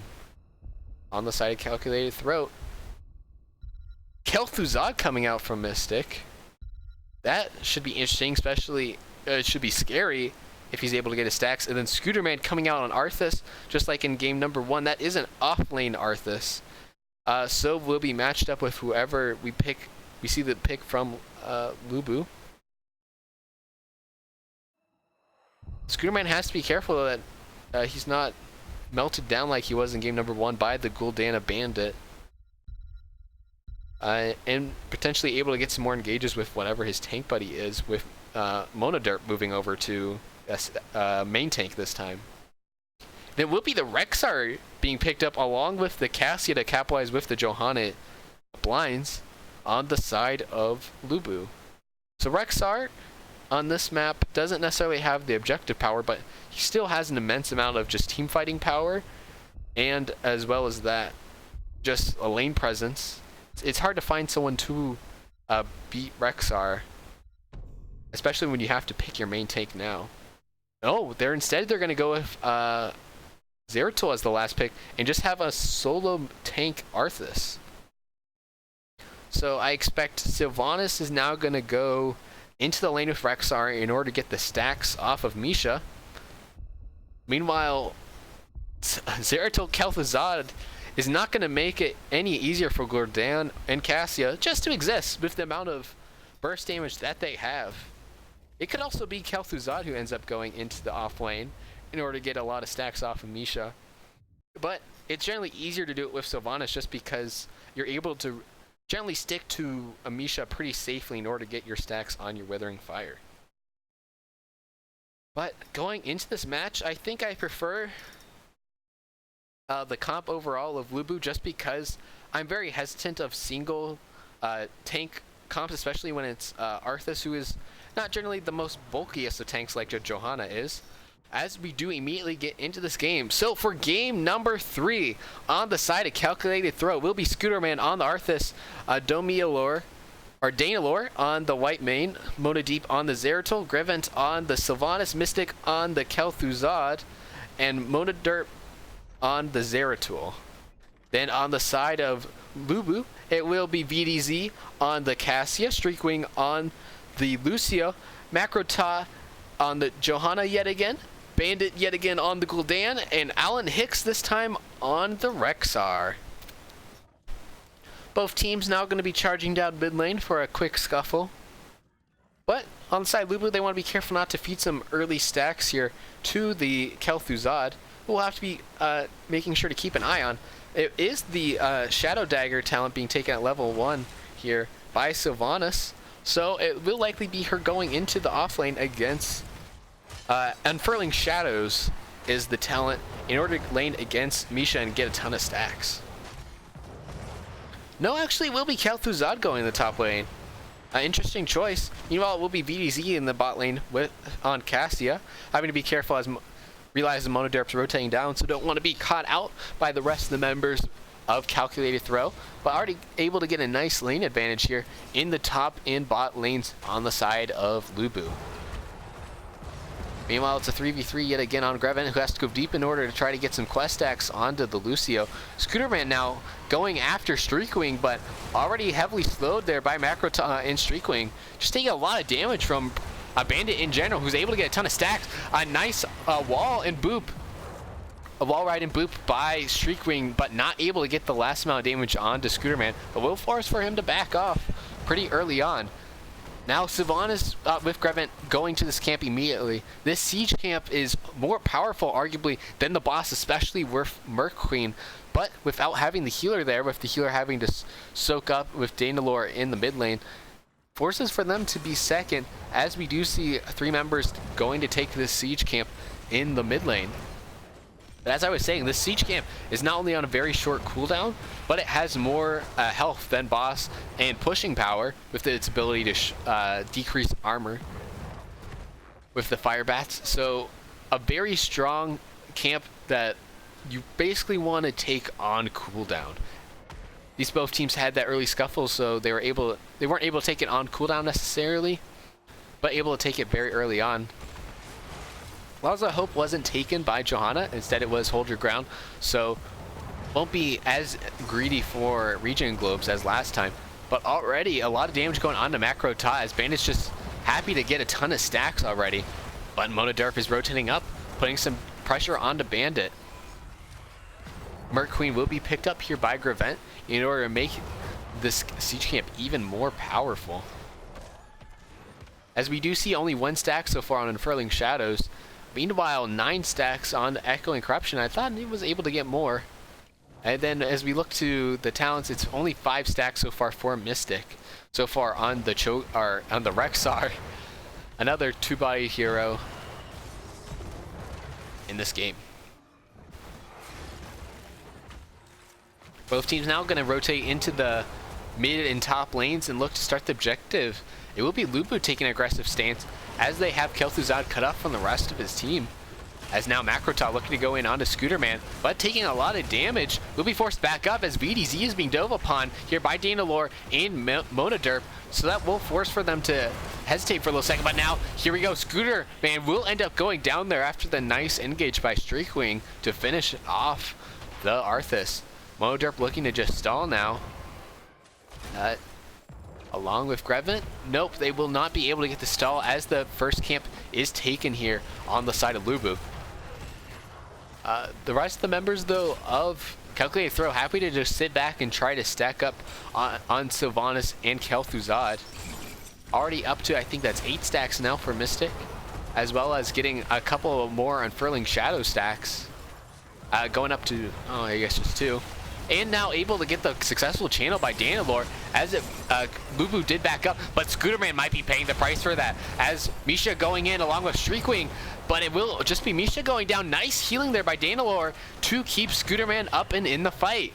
But that does force Calculated Throw to back up, allowing for Macrota to get the channel in, and that will be the first objective phase being taken here by LuBu. So with that taken, Monoderp will be forced to go into the spot lane to try to get a little bit of soak and push out the incoming cavalry. Meanwhile, VDZ here being put in the bot lane along with the looks like Bandit and Streakwing rotating down. Grevent might have stepped up a little bit too much there trying to get some poke damage on a VDZ, but able to back up before too much damage being done by VDZ and Bandit. But really, this bot lane and top lane are the crucial lanes here for LuBu in order to get a ton of pressure going early before the stacking and late game heroes are able to start making their presence known on the side of Calculated Throw.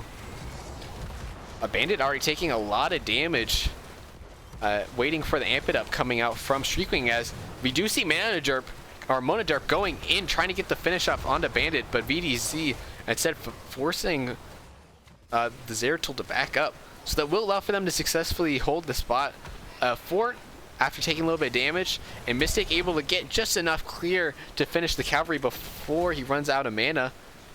And we do see he's up to 21 stacks, able to get a ton of stacks in that last cavalry phase, as well as defending against Misha and Rexar. So that's a very good sign for Calculated Throw if they're able to get one of their heroes online only 7 minutes into this game. Meanwhile, both teams back up to take this camp, take each of the siege camps in the mid lane. LuBu takes there a little bit faster, having 3 heroes there to help with the take, but Calculated Throw not too far behind. As both teams now go off into the respective lanes to finish off the rest of the way to 10 for XP. A skirmish in the spot lane. Stanalore took a lot of poke damage from Bandit, and so that will allow for Streakwing and VDC to rotate down, looking to see if they can finish off this bottom 4 as they get their level 10s. Monoderp, though, looking to do a little bit of poke damage with Grevent rotating down, but it might not be in time. The Cassia ult did not end up hitting, though, its intended target, so that will be a cooldown as level 10 is picked up here by Calculated Throw. LuBu is going to look to get some push going in this mid lane, though, as here goes the Blessed Shield, able to catch 2, but not able to do anything with it, as that's another cooldown now for LuBu. A nice advantage here if they want to push it from Calculated Throw, as they just got their ults. So we look at the ults, will be Army of the Dead for Arthas, Wailing Arrow for Sylvanas, Shadow Fissure for Kel'Thuzad, a Void Prison for Zeratul, and I think Scarlet Divine Reckoning for Whitemane. As here goes Amisha onto Scooterman, looking to get some damage as they're just able to get the channel, but here we go. The combo goes off as they're able to just burst down Cassia, and Streakling goes very low from I believe that was the Kel'Thuzad combo, as now it's Alan Hicks who might be in trouble, as Rexstar ends up going down. Now Streakwing has to back up, uses his wall to get away. Nice 3-man root there by Scooterman, able to delay the retreat from LuBu, but they will be able to successfully get out in time. As Calculated Throw goes in. That is the combo they wanted to get off, though. A nice Wailing Arrow combo with Divine Reckoning and Void Prison was able to catch out 2 members as they were able to get the first kill, but respawn timers are very low, as the ult from Cassia able to catch out Scooterman as he ends up going very low. Will he be able to go out? The Blessed Shield does end up missing, but Arthas will still fall. Danilar has to be careful, as the Valkyrie from Cassia able to get the pick off. Mystic does finish the base quest on Kel'Thuzad, so a huge boost in damage going into this fight. As Alan Hicks just looking to try to zone out the rest of the members that Calculated Throw for the rest of this objective. Arthas still not back for about 5 seconds as he starts to come in, as Misha is just going to be for free, deleted there by Mystic, as they look to potentially engage before the objective is able to be completely taken. Danilor being forced to try to channel, but it will be Macrotosh being rooted, as it's only one person being caught in the Void Prison, but Sylvanas will end up going down there on the side of VDZ. Now they're looking for the kill on Zeratul, will be able to find him as Mystic gets caught by Valkyrie, but there's not the follow-up damage to get there. VDZ will end up instead dying looking for the kill on the Kel'Thuzad, but the objective is taken in the 2-for-1 trade on the side of LuBu. So overall, a good fight for LuBu as they're able to get some pressure now going in the mid and top lanes, looking to get the forts confirmed in these 2 lanes to get that constant catapult pressure in both of these lanes. Shouldn't really say constant, I should say occasional catapult pressure, because it only spawns once in every, I believe, 3 or 4 lanes. Root coming in, able to catch 2. A nice combo there by Mystic, able to put a lot of pressure and damage onto Alan Hicks. Misha going very low, will end up falling at the hands of Mystic. So they will be able to clear the cavalry on the side of Calculated Throw, but not before LuBu is able to get the kill on the fort. Alan Hicks has to be very careful as he is very low. But overall, very successful defense there on the side of Calculated Throw. Monoderp was able to clear this top cavalry as well, and the bot cavalry just died to the minion waves, as they were pretty well pushed up in that bot lane. So both teams will go back to just taking their siege camps on both sides, as both teams now try to soak and get a level or talent tier advantage before the next objective. As the game goes on, this is just better and better though for Calculated Throw. Only being down 2 forts is not that bad, considering they have 3 heroes that have to wait until the late game in order to get their power spikes ongoing. Zeratul still waiting for his, as we do see 2 get caught by the Void Prison. However, the combo doesn't hit with the Wailing Arrow. Alan Hicks ends up going very low, and Cassia will go down to the combo from Mystic, but now Scooterman chasing Bandit, trying to get the kill, but as Gul'dan will end up going down. Now Alan Hicks has to be careful as Mystic trying to put a ton more damage. Macrotosh going very low. Mana Derp able to get the finish off. However, Misha, along with a very aggressive Streakwing, able to punish Monoderp for the aggressive positioning. So it will be a 2-for-3 trade on the side Calculated Throw, but as I was saying, already Zeratul will be online at level 16, and when we look at talents, we see 19 stacks on Unfurling Shadows. That will just allow for Sylvanas to get more and more dangerous. Mystic trying to focus down the Misha. Goes very low, but will not fall. But it's very scary on the side of LuBu, as we might be seeing kind of a repeat of game number 2, where they didn't get that early advantage with their team comp. And so once the late game comp of Calculated Throw came online, it was too little too late. Here we go though, right before 16. This is the time for LuBu to fight. The objective is in this top lane. Macro Tosh going to be aggressively positioned as they look for the engage on a Scooter Man. But that's not the right target. BDZ ends up getting comboed there and will end up going down. The Valkyrie does hit the White Maid, but not enough damage to finish him off. And Johanna and Rexar were again comboed by Mystic. Will end up going down. Bandit being chased down by both Monoderp and Grevent. Able to get not enough healing there. They'll end up going down. Now Streakwing in trouble. Barely out of range of the chain, as that is a 4-for-0 trade for Calculated Throw. Now they have their 16 online, and so they're in a very powerful position as they're able to start the channel on the enemy camp.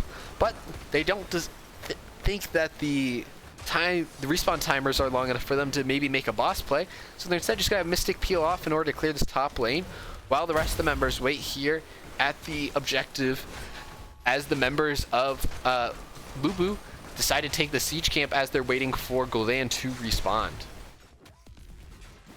Problem though is that they still don't have 16 on the side of LuBu, so this camp will give a good chunk of XP, but I don't think it will be enough. So they are going to just decide to take the fight with only 13 seconds remaining on the camp. As they go in looking for the fight on the Scooter Man, the Valkyrie does end up catching Kel'Thuzad. He will end up going down, but Misha goes down in response. So Scooter Man with the Army of Dead able to sustain through a lot, but not enough. As Makrota going very low, the Army of Dead chasing her off. As the rest of the members of Calculated Throw able to escape, but overall the 2 for basically 0.5 trade going in favor of LuBu. They were able to get the nice Valkyrie onto Mystic in order to shut him down on the Kel'Thuzad, which was the crucial pick that they needed in order to get the 16 and the team fight win. Now, Grevent might have been caught here. Bandit doing half of the health, as here comes Makrota to try to do the ref. This silent hits 4, but it is not enough, as it will be LuBu putting themselves in a good position to pick up this objective, as if Calculated Throw wants to go into this team fight, they're going to have to do so down Sylvanas. Valkyrie able to catch Scooter Man, but that's not the target they wanted. Here we go. 3 people caught by the prison, but they're not able to do a successful combo. Didn't do a lot of damage to Alan Hicks, but he's able to just back up there. Moderp going in deep, trying to put the damage on the Bandit as the camp is picked up there by LuBu. But the damage is so spread out, they're not able to burst anyone down on the side of LuBu, so they're just going to retreat with the camp taken. As Manaderp, though, looking to go in, able to get the kill onto Misha, but you'll take that if you're on the side of LuBu. Misha for the camp is perfectly fine.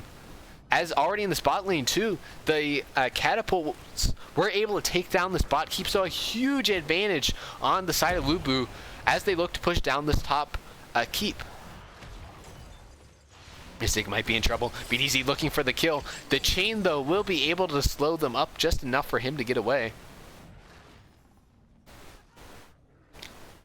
Here comes LuBu. Can they overcome the disadvantage of so many late game heroes coming online on the side of Calculated Throw? The Valkyrie does end up hitting Scooterman yet again. The focus goes on him, but he's able to escape just fine with the heals coming through from Danalore, as a nice root ends up hitting 2 by Scooterman as Monoderp goes in, but the damage mostly just onto Misha, so this will allow for LuBu to stay in if they want, but they're going to decide to back up with the cavalry already going down. And with Sylvanas taking down a lot of the cavalry in the middle lane, Scooterman's going to decide to chase for a little bit, but back off eventually to help with the defense of this mid keep. So no keeps being taken by Team LuBu, but they will use the pressure and opportunity while Team Calculated Throw takes this camp to take the boss to try to confirm this top keep. Calculated Throw I don't know if they quite know what is occurring right now as they take their siege camp. They're not making any move though towards bot boss or top boss, so I don't think they do currently. Now the top boss ping goes through. What will LuBu use? Will they use it in order to put pressure on top lane, or take it with the bot lane in order to put some severe pressure onto calculated throw? They're going to first decide to clear this mid lane in order to leave both options open for now. But calculated throw thinks they're going to try it for bot boss. Scooterman goes in for the engage, trying to catch out VDZ, but not cut out. Oh, Danalor barely dodges the Valkyrie, is only one caught by the Void Prison, as Mana Derp going very low, but the heals coming out from Danalor, as it is VDZ who goes down on the Cassia. Now it's Scooterman who's being focused out, but the army dead, along with the sustain from Whitemane, able to keep him up. It's Johanna in trouble, but able to back up with a 1-for-0 trade in advantage of calculated throw. But boss is on their core, so that will force them to back up Mystic and Danalor, it looks like, just to make sure that boss doesn't take their core with the 20 health it has along with Scooterman, while they keep Monoderp and Gravent here to potentially try to look for taking this objective in the bot lane. Phylactery finished off by Kel'Thuzad, allowing for him to come back in this fight if he goes down early. But both teams instead just going to position out after the siege camp being taken up by LuBu. Still 10 seconds until Cassia comes back. The core health, not enough to really make a difference, as just now the core starts to heal back up on the side of calculated throw. So here we go. Monoderp looking to get the Void Prison in about 30 seconds when their combo comes back online. So when Cassia comes in, that will be the time to engage. As Mystic able to successfully channel the camp for now.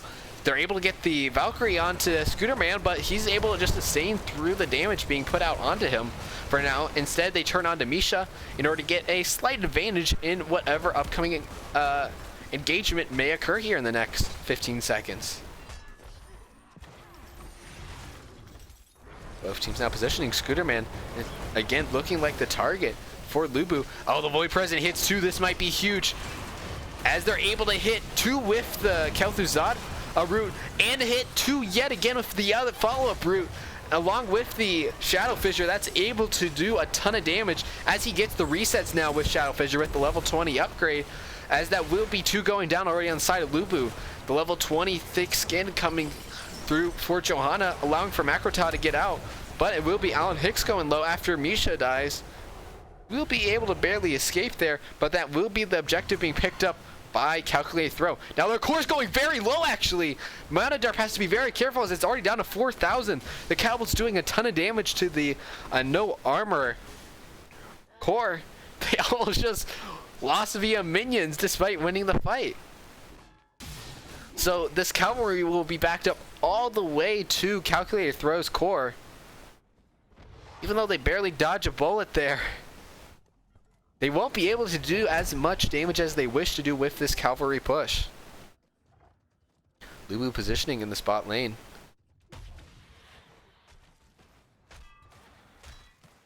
So they will be looking for the engage, as it is a 3v3. Misha sees this, and they see the 2 members in mid lane able to get the fort down on the side of calculated throw. Instead, they're just going to decide to rotate up, see if they can defend the keep, as the members of calculated throw rotate up into the top lane in order to get the fort there. As Makrota looks to get some chip damage onto Gravent, force Gravent to back up. Shadow Visor just randomly thrown out, not able to hit anyone. But another fort being taken here, as calculated throw starts to get a little bit of neutralizing of the advantage that LuBu has, and try to avoid their core being taken by the catapults yet again. This cavalry is still half health, so calculated throw going to have a decent push against this keep, especially with Sylvanas using her trait to disable the structures. As the wall goes down, however, it is a nice Valkyrie there being put onto Gravent, forces them to back up, but Cassia is the one who goes down from Manager, and as well as 3 being caught out by the Void Prison there, not able to capitalize on only being able to kill Misha there, but that will force for LuBu to have to back up for now, as the keep will end up going down on the side of calculated throw. Monoderp still poking and prodding with that 16. He's able to just do so much and get some resets of his cleave. They're going to potentially look for Core here, even with Core having, as I believe, 40 armor. But they're just looking to see if they can get one more pick to allow for Alan Hicks going to try to punish Scooter Man there, who's very low already, along with Mystic, with Misha dealing a decent amount of damage, but it's Manager looking to get the kill on Alan, or to Streakling, who barely makes it out along with Alan Hicks. So it's just Misha who goes down. That's not enough for Calculated Throw to take the course. They will back off, and LuBu will fight to live another day. Calculated Throw is going to decide to use this advantage in order to try to take top boss. Meanwhile, LuBu is going to try to take their siege camp right before the prisoner camp spawns in 7 seconds. No, instead they're going to decide to back because there's 2 massive waves at the core, forcing Monoderp to have to deal with. Already 3 catapults in this bot lane. Very smart. Making sure that they don't lose the game just to catapults. But with that known, with being showing Zeratul on the core, this will allow for LuBu to go ahead and look to take this top boss. It is scouted out by Scooterman and Misha, but it's already so low. Can the remaining members get there in time? Valkyrie does not hit. That's a crucial blow there for LuBu, as a nice beat there, able to do a lot of healing. The Wailing Arrow, I think, hits 4, as it will be Macrotop going dangerously low. Iron Skin will end up popping. It's reset after reset for the Shadow Fissure on the side of Mystic, as Rexar does go down, along with Johanna Streakling very low, will end up falling. Now it's just Bandit trying to make out, but it is Monoderp who will be able to finish off the kill. So with the boss and all 5 members, they will be looking to take down the core. Meanwhile, though, there is a camp and catapults on the core of Calculated Throw. So this will force Monoderp and Mystic to have to back up to make sure that they don't lose the game, while the rest of the members are charging down top lane looking for the win. Now, with 2 members being forced to back up, even though there is boss, this core has so much armor, this might give a chance for LuBu to get the respawns in time. So Calculated Throw decides to back up onto the objective and just take that instead and not go for the core call now. A much safer play. Yeah, I understand why they went for it. I think it's a 50-50 call whether you go core or not. I understand why they went for having to back up both Mystic and Monoderp to have to deal with that pressure. So they're going to be able to take that siege camp to ensure that the catapults don't put too much pressure on their core while they fight for this top objective. Boss able to do half of the core health of LuBu already, as there's only 17 seconds left on this objective. So now Scooterman going in. Will he be the target yet again? Monoderp able to catch 2 with the Void Present. Valkyrie misses, as it will be Monoderp being feared away. BDC the target though, and will end up being bursted down there by Mystic. Now Monoderp looking to get the kill onto Streetwing and Alan Hicks, but taking a lot of damage. And meanwhile, some nice heals coming out from Danlord though will allow for it to come. A huge root catches 2, and Misha will allow for a 4-man kill. And so it will be Calculated Throw who can just look for core right now. They can just go through top lane right now. You don't need to back up even Monoderp. I think they can just go, or maybe you do just back up Monoderp, but you're up 5 members to 1. Just go core. Instead, they're going to go for the keep in mid lane, as it is just Streakling here to try to defend. Not much Lucio can do, though, against 4 members. Has to be careful. Doesn't get rooted by either Mystic or Scooterman. Now here comes the core with the reduced armor.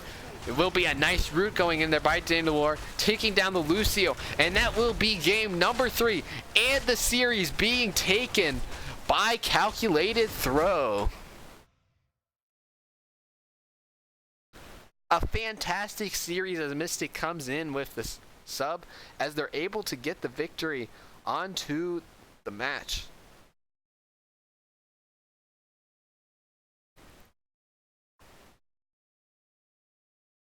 When we look to the stats now very quickly, as we have to transition to our next match pretty quickly, we see Mystic was the overall damage dealer, able to get some nice combos off after getting his quest completed, doing 130,000 damage. Meanwhile, Monoderp, having spent a couple minutes or like 5 minutes after the level 16 as the game went on really late, was able to get 104k damage. Meanwhile, Bandit on Gul'dan still able to do 111,000 damage, but the Kyros came online, and that spelled doom for LuBu as Team Calculated Throw wins 2-1 in this series.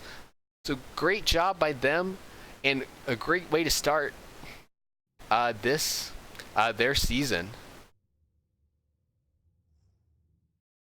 Looks like so just give me a second to transition. Normally I would interview the winning team, but because we ran so far behind, we will be going right into the next game.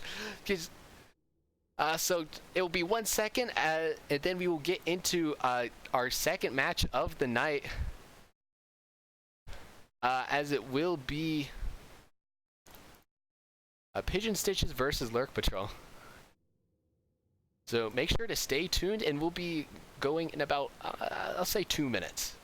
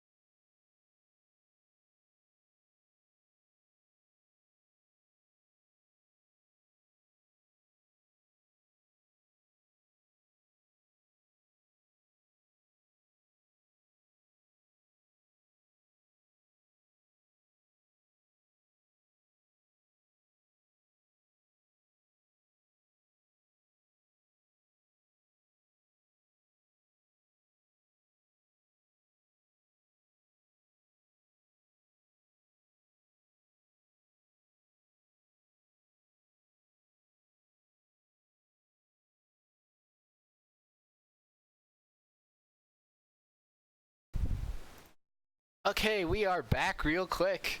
After the quick turnaround, it will be Lurk Patrol versus Pigeon Stitches, two returning teams from Div C West.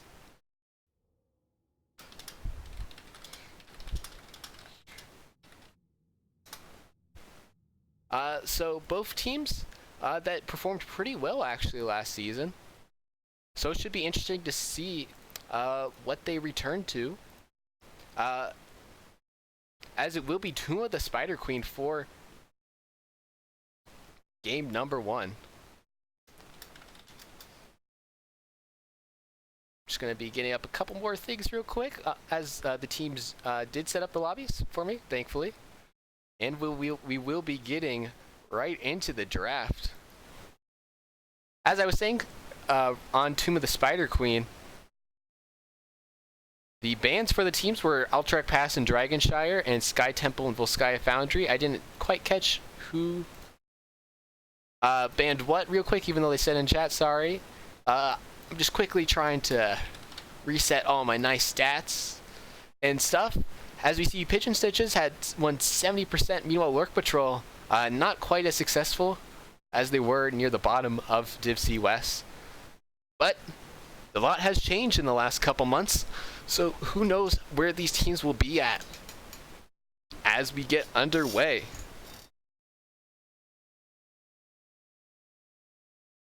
Now Pigeon Stitches does have first pick in this first match. They will be looking to ban. Looking at Lurk Patrol's stats last season, they ended up playing a lot of Sonya, interesting enough, as Jaina will be the ban just as a strong map ban on Tomb of the Spider Queen.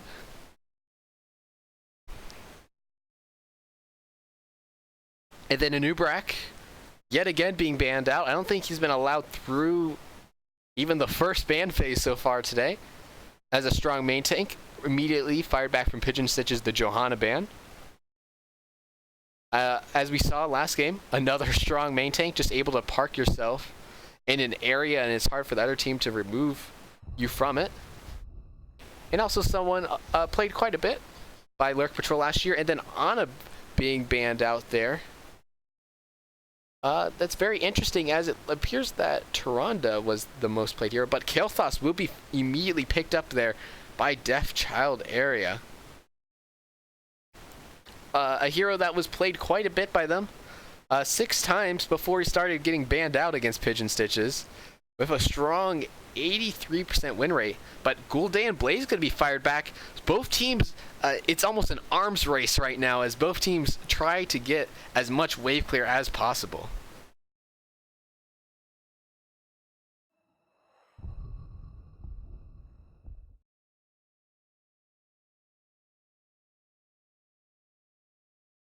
Meanwhile, Mert and Stukov going to be picked here on the side of Pigeon Stitches. Merton, interesting because he's not generally seen as often. He's a very durable main tank, but his CC options are kind of lacking as he only has Stormbolt. But he is able to put through a surprising amount of damage for a main tank. And we've already seen Stukov able to not only have a decent amount of wave clear for his support, but also to lock down some areas, especially around the turn-in, and get some vision, and as well as some silence. He also will be put in the matchup in order to try to relieve some of the burst heals from Gunny on Gul'dan, as we see Maiev being banned out on the side of Lurk Patrol, and Pigeon Stitch is banning out Tyrande, who has just never gone away in the healer meta ever since her rework. So it should be interesting to see what Lurk Patrol decides to pick up here.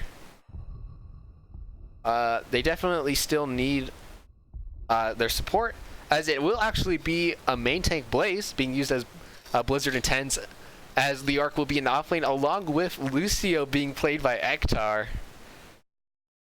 Should be interesting because they have a very mobile comp here. Leoric being able to quickly rotate in between mid and bot with his Wraith Walk, Blaze being able to close distance quickly with his charge, and then Lucio to help Gul'dan with his walking ability.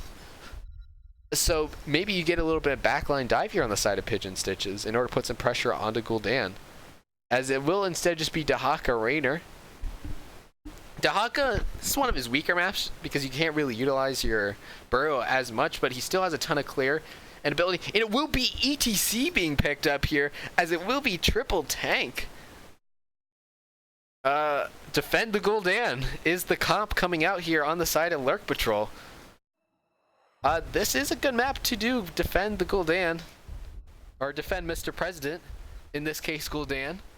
So it will be basically, I assume, Blaze and Leoric going in top and bot lanes, and then just having Gul'dan to be pushing out damage in the mid lane, quickly clearing lanes, and then you can rotate quickly with the Lucio in order to respond to if a soul laner's cut out.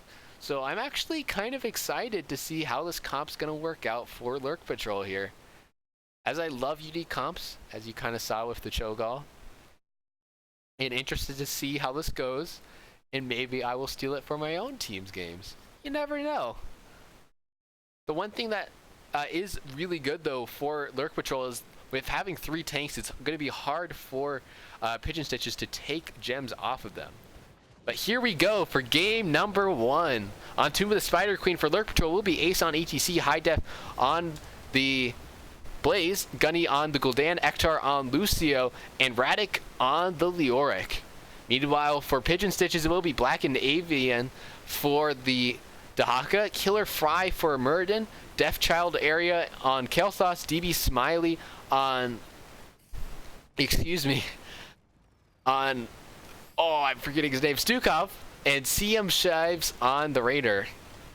I'm sorry as a support mate that I for some reason forgot Stukov's name, but here we go, Ace in the Hole being picked up along with Mana Addict for Kael'thas as the teams split off on the side of Lurk Patrol, already putting Leoric in that bot lane. Meanwhile, Ace is going to just be camping out in this bush to get some vision onto Killer Fry.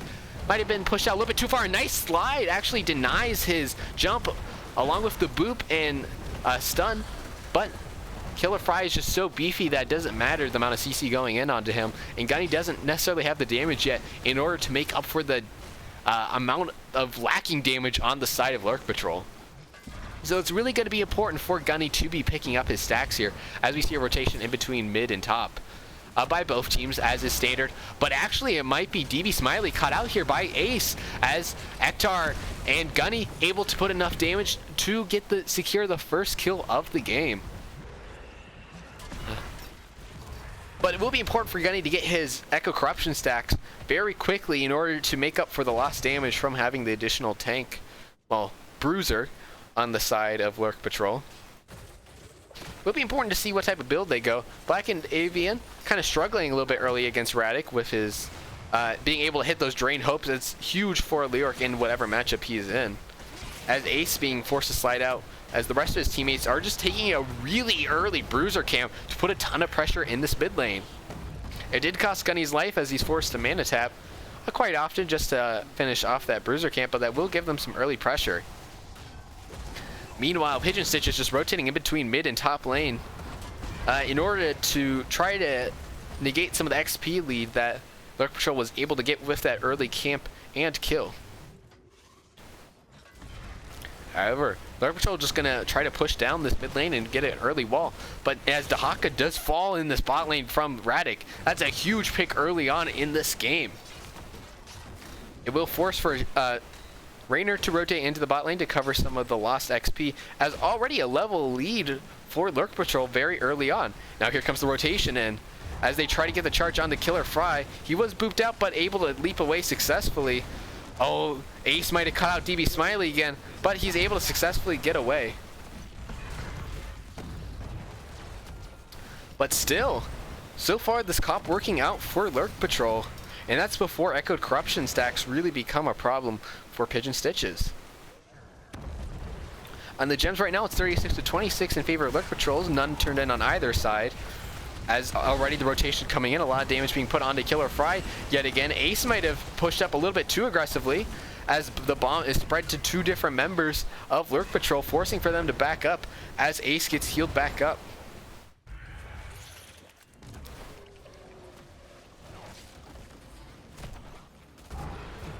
Now, I have to be careful on the side of Pigeon Stitches. Very aggressive rotation yet again. As the focus goes on to Muradin, Killer Fry has already used his leap. Might be in a little bit of trouble, but they just don't have enough damage in order to get the kill onto him. As the bomb spread going to do its damage and force Lurk Patrol to back up. A nice disengage there by Ace, preventing the engage onto Gunny. As he backs up now and tries to escape Killer Fry's grasp. But still, a one-level advantage here for Lurk Patrol as they look to get their 7s early and maybe go for an engage with how low Killer Fry is, or just go engage before 7 as the damage is enough to kill Muradin, losing a lot of gems on the side of Pigeon Stitches. Thankfully, they were able to step up enough to recover most of those gems, but that gives Lurk Patrol enough to get a turn-in of their own. Will they be able to successfully get in their gems, though? They get in 39 of them, but they're going to rely on Leoric, with Radic having 23 gems to have to try to sneak in and turn it in the spot lane. Therefore, they're going to rotate Gunny down. Black and Avian has to be careful. He's already very low, and Gunny putting enough damage to force him to at least back up. But CM Shives knows what they're doing. Rotates down in order to prevent the turn-in from Radic. As Ektar rotates down as well, they're looking for an engage in the bot lane. They have Gunny, they have the damage, they could potentially do it, but no, they're not able to get enough damage before Shives is able to get away. But that will provide the space for Radic to get the turn in as the first Web Weaver wave going over to the side of Lurk Patrol. Now Ektar rotating in very aggressively. DB Smiley caught out. The damage is going on to him. It's a very slow brawl though, as piece by piece, bar by bar, he will end up going down to Ektar's Lucio. They have so much CC, they just don't have the damage, so it's so far I will say the targeting has been very good on the side of Lurk Patrol in order to ensure that they do get the kills even without the amount of damage they have. They're not spreading it out, which is very crucial when you only have one assassin or lack damage on a team during a duration of the game. Is if you have the focus to make up for it, then you can afford to run a tankier comp. As they're going to be trying to push down this top lane and get an early fort. Only Stukov to defend, with Ace looking to see if they can catch out Killer Fry yet again. However, as he gets stunned up, the nice lurking arm might provide the peel necessary by DB Smiley for Killer Fry to get out for now. Killer Fry looking to go in to see if they can save this fort, but the Web Weaver will be able to finish it off. Lurk Patrol, though, wanting to get some damage even onto this top fort. And did they catch up Deathchild area? A nice slide and pushback gives the kill onto Kelthos. That spells trouble here for Pigeon Stitches, as Gunny looking to do a ton of siege damage here, as 10s are picked up on the side of Lurk Patrol. But they will back up here, knowing that they have, with the Web Weaver going down, they don't necessarily have the ability to push, but they do have the ability to take boss. Combustion being picked up along with Entomb, Horrify, Beat, and ETC still holding his ultimate. This boss, though, very slowly going down, but with one Dahaka in the bot lane and Rainer in the mid lane, I don't think they're going to contest it on the side of Pigeon Stitches, while they're instead going to take this opportunity to try to soak 10. They're also looking to turn in some of their gems in this bot lane here. CM Shives able to turn in 32 of his gems. Black and Avi are going to threaten the complete turn in here. It will be able to, so at least a defensive turn in to help in this top lane and put some pressure in the mid and bot lanes, while Lurk Patrol looks to try and put some pressure in this top lane potentially with the keep. They are going to stick in this top lane, as they still don't have ults on the side of Pigeon Stitches. And not only that, but Prog Rock is finished up on the side of, or not Prog Rock, but yeah, Prog Rock finished up on the side of Lurk Patrol with Ace. It is stage dive being taken, so if he'd like to go very aggressively, he can either chase after kills with that stage dive. Oh, also it's just a safer ultimate with the amount of interrupts they have on the side of Pigeon Stitches. Meanwhile, it's Flailing Swipe, Avatar, Phoenix, although I guess you can't really Pyroblast many people on the side of Lurk Patrol, Isolation, and Rainer's Raider on the side of Pigeon Stitches. Killer Fry being able to be a little bit more aggressive with his leaps now that he has Avatar to kind of bail him out a little bit, but here comes the stage dive, able to hit Killer Fry, but a nice lurking arm, able to, or Flailing Swipe, excuse me, that's not lurking arm, able to disengage by DB Smiley and prevent any more damage from coming through. Now with the ult advantage, or they're looking to go in on the side of Pigeon Stitches, trying to catch out Ace, but not able to quite get enough of a stun onto him. Braddock able to get the turn in, so they are only 5 away on the side of Lurk Patrol, as this top turn in will be contested by Pigeon Stitches. Killer Fry trying to turn in his bounty of 29 gems. It'd be crucial if he is able to get the turn in. Meanwhile, Lurk Patrol gonna dance around and threaten both turn-ins while taking their bruiser camp with Gunny and High Def. Arrow threatening in this top lane though, while Leoric just soaks in the bot lane against Black and Area. He's really struggled against Radic, who's been able to reliably hit his Drain Hope to be able to successfully win this bot lane. Now Killer Fry going to try to get his turn in, not able to as Radic comes in, but does he go in too deep for it? Black and Avian doesn't have his tongue up, so he will actually engage there by Ektar, looking to maybe try to burn down the Dahaka, but he has essence, so he's not as scared This does allow for Gunny to get the turn in, and already with the camp being taken there, a nice hit. Two ends up getting Killer Fry and the kill toss. The Fry leaves nowhere for Deathchild area to go. A massive amount of damage coming out from Blaze, as that will be Kelthos going down. Now a lot of damage going on to Murd, and he also will go down. Blackened Aviary forced to pop Essence, but a 2-for-0 trade. Ace does cancel his ult. But CM Shives in a lot of trouble as Raynor goes down. Blackened Avian going to try to just burrow out.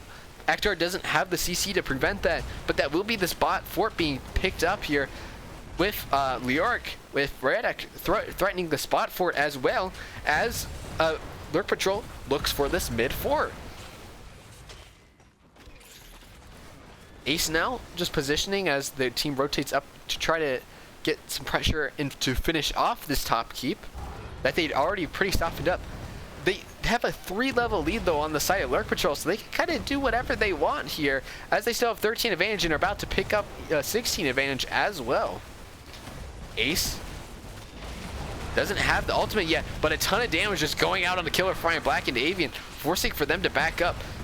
Killer Fry 4 seconds away from Avatar, so he will be looking to go in as soon as likely he heals up a little bit and gets that Avatar, as they are able to successfully defend that top keep from the pressure on the side of Lurk Patrol. So a good way to stabilize for Pitch and Stitches. Now they just need to soak. As Lurk Patrol looking to now put pressure in the mid lane and try to finish up 16. They're just a couple minions away from doing so. They will pick it up. They also have a turn in that they will be retreating in order to turn in this top lane. Ace looks like we'll be turning in top, while the rest of the members able to get the Bruiser camp here. No one's a thing on the side of Pigeon Stitches, as Radek positions in order to see if he can maybe catch someone out with an Entomb. Killer Fry able to scout it out. Oh, a huge ult there by Ace, catches 3 with the stage dive, but he doesn't have any support to do any damage. And CC, he does successfully zone people out, and CM Sheeves takes a lot of damage there from Gunny. Phoenix being used just to disengage on the side of Pigeon Stitches, as Lurk Patrol able to steal the Bruiser camp, and now they look to get a turn in of their own.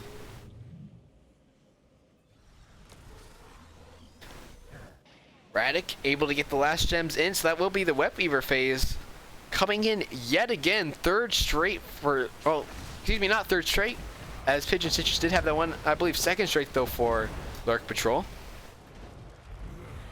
As Pigeon Stitch is still trying to find the kill onto one of the softer members of Lurk Patrol. I just can't find it so far. The amount of zoning that Ace and High Def have been able to do in fights, along with a nice Entomb by Radek, has just meant that Gunny and Ektar have been untouched in team fights. Now they're looking for the mid keep, with top already low. A 3-man stun by High Def forces for the Phoenix to come up from Deathchild area. Here we go. Killer Fry goes in, pops Avatar, gets deleted. As now here comes the stage dive on the Deathchild area. DB Smiley. Deathchild area takes a ton of damage, ends up going down. The Entomb goes on to Shives, who ends up getting feared as well. Will end up going down. DB Smiley as well going down. It's just Blackened Avian who will be able to escape, but with just him on the core and now 2 Web Weavers marching down, it looks like game number 1 will be taken by Lurk Patrol. A fantastic job by them utilizing their comp, protecting Mr. President, getting 12 kills, and most importantly, the core.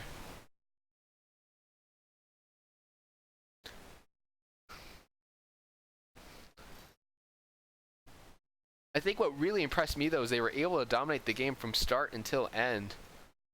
As we do see the stats now, damage dealer of course was Gunny, the sole damage dealer on the side of Lurk Patrol. Meanwhile, Leoric though, if Radek, was able to do a ton of damage in that offlane, doing 33,000. Meanwhile, the rest of the members doing just around 17,000. But they did their job, able to do a ton of, put a ton of pressure onto the backline to allow for Gunny to do the damage and get the kills. Meanwhile, Deathchild area able to get 28k on the side of Pigeon Stitches, but he just had so much pressure on him in the rest of the backline that they couldn't do much. We do see the winner of the Tank Wars though is Ace, soaked 40k. So He is the ultimate tank of the tanky boys. As it will now come down to see what Pigeon Stitches wants to do in this game number 2.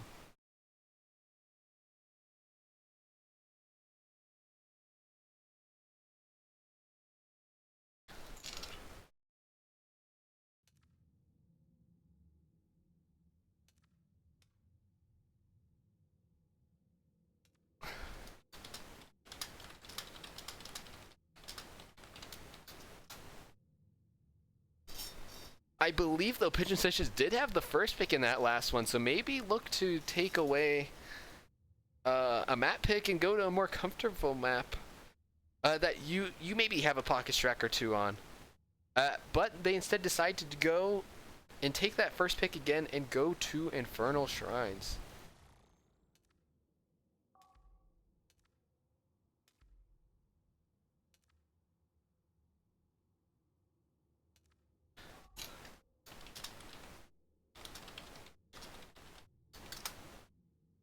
Ooh. Very exciting and quick match, I will say, or map. As opposed to the first match so far. As look to see on Infernal Shrines if we have a similarly fast-paced game. Now, I don't think you could... No, they were able to get a good amount of clear on the side of Lurk Patrol, but maybe once you have some shrine, you don't... Once you have that shrine, excuse me, in play, Gul'dan might not be enough. I think they could run the same thing, honestly. But it should be interesting to see what the response is from Pigeon Stitches.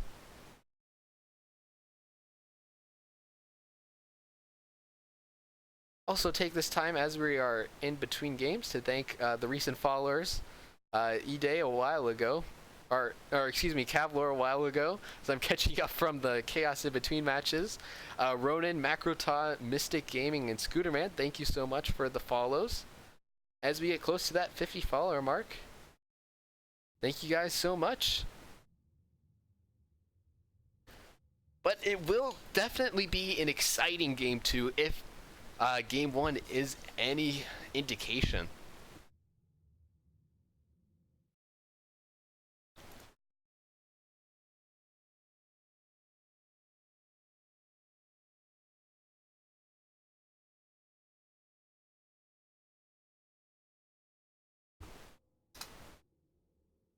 The teams are now just readying up, and so we will be getting straight into game number 2.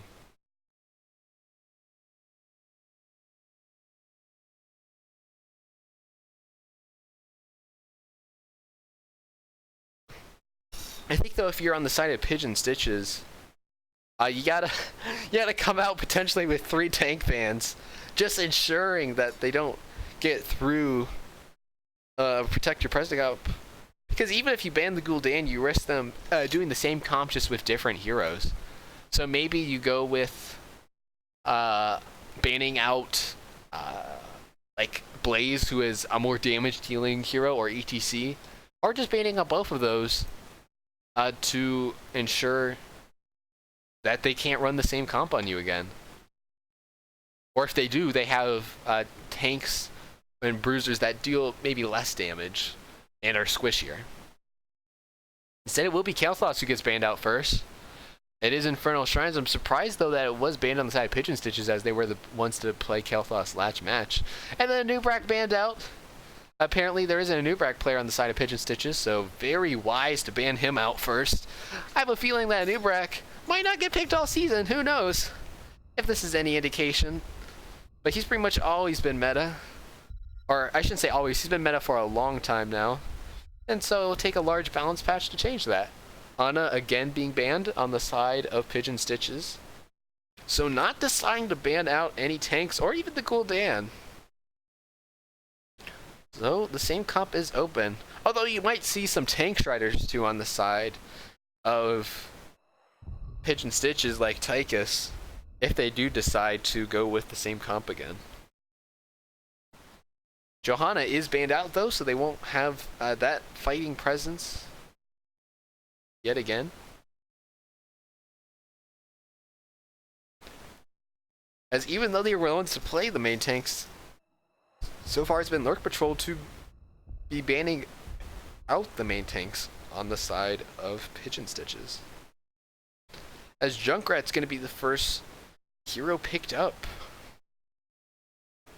Junkrat's interesting because of the way he does kind of area damage. He's able to do a lot of his damage from afar, but a lot of his damage and playmaking ability comes from his ultimate, if he's assuming they pick up Riptire. As Diablo Gul'dan going to be picked up first on the side of Lurk Patrol. Gunny going to be doing a ton of Shrine Clear already. Then Ace with Diablo going to be putting a lot of pressure onto the backline of Pigeon Stitches.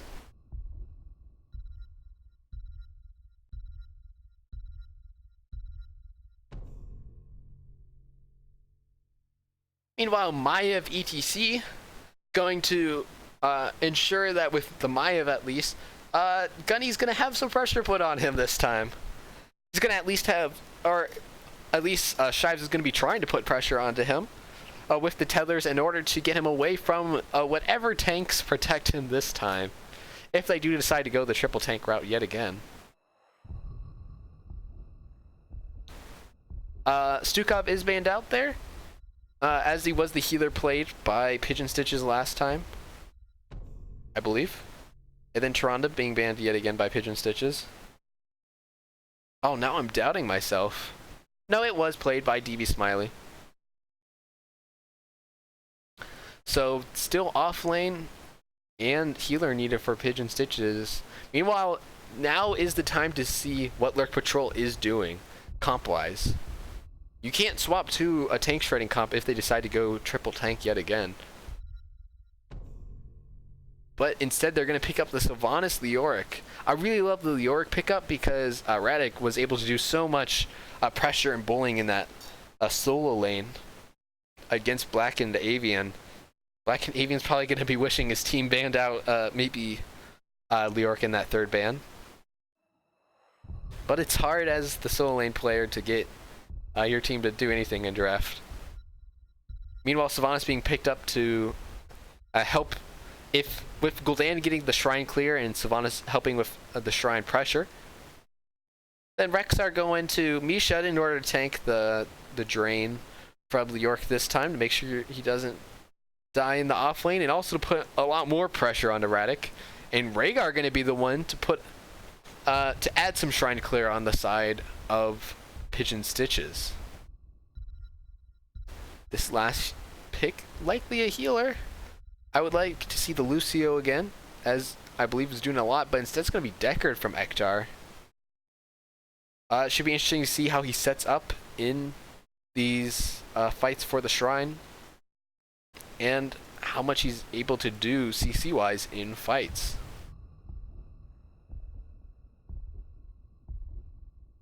But I think this time I do overall like the comp of Pigeon Stitches more, but I think it's very close. It comes down to, can Shives shut down Gunny, or at least put pressure on the Gunny as Maiev, in order to make sure he isn't able to be as much of a factor as he was in the last game. But it's very clear that Lurk Patrol is going to be setting up early for these objectives with the Deckard and Gul'dan. So definitely look for that. And it's going to come down to, can Pigeon Stitches effectively win the fights before the Shrines are taken by Lurk Patrol. But here we go, game number 2. Looking for the domination match victory will be Radic for Lurk Patrol on Leoric, Gunny on the Gul'dan, High Def on the Sylvanas, Ektar on the Deckard, and Ace on the Diablo. Meanwhile, on the side of Pigeon Stitches, it is Deaf Child area on the Junkrat, CM Shives on the Maiev, DB Smiley on the Rhaegar, Blackened Avian on the Rexar, and Killer Fry on the ETC. Looks like both teams going to start 5 down the middle as we look to the talents. It will actually be The quest being picked up by Deckard at level 1. Interesting to see him pick that up and look to get the reduction of armor on some of the tankier members of Pigeon Stitches. Other than that, pretty standard. Talents being picked on both sides. Also the totem talent being picked up there by Rhaegar. Already gets 2 stacks there though for his Sealing Scroll. As Killer Fry goes in on ETC, getting the stun on the Gunny and Ace, but forced to back up as they don't have the damage quite yet to burst down the Diablo. It will of course be Rexar versus Leoric in this top lane. Zeratic already getting the early drain onto Black and Davian. Meanwhile, in this top lane, Ace has to be careful. He was caught out on his rotation, but Smiley and Killer Fry not the damage dealers to be trying to kill him off. Meanwhile, Shives in Death Child area trying to clear the spot wave against the 3 members of Lurk Patrol. Now they might have been caught out there as the rotation comes in. Ace, even though he's low, is looking for the engage on the Killer Fry and DB Smiley, but DB Smiley able to activate his wolf form and get out of there pretty quickly. XP pretty much even on both teams, but neither team willing to go for the siege camp quite yet. Both teams just willing to poke and make sure the enemy team isn't going yet. As the engage goes out onto Ace, as he might be caught out a little bit. His team just now starting to rotate in, but he's so low. DB Smiley has to be careful though, can't be as aggressive as Rhaegar when you are at like 25% health. As much as he wants to wish to be free as a wolf, you gotta contain the beast.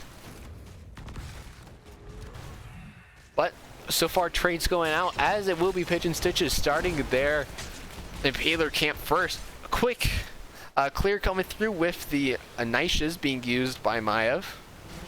Instead they're going to be putting some pressure onto Lurk Patrol. Watch them on the rotations. Make sure they don't go for their camp. They're going to see the rotation here by Lurk Patrol. Scout it out and make sure that DB Smiley and Death Child area can get away. But Radic does get the kill on the Misha early, yet again putting the hurt on a Black and Avian, as Black and Avian did run out of mana, so not able to heal up Misha.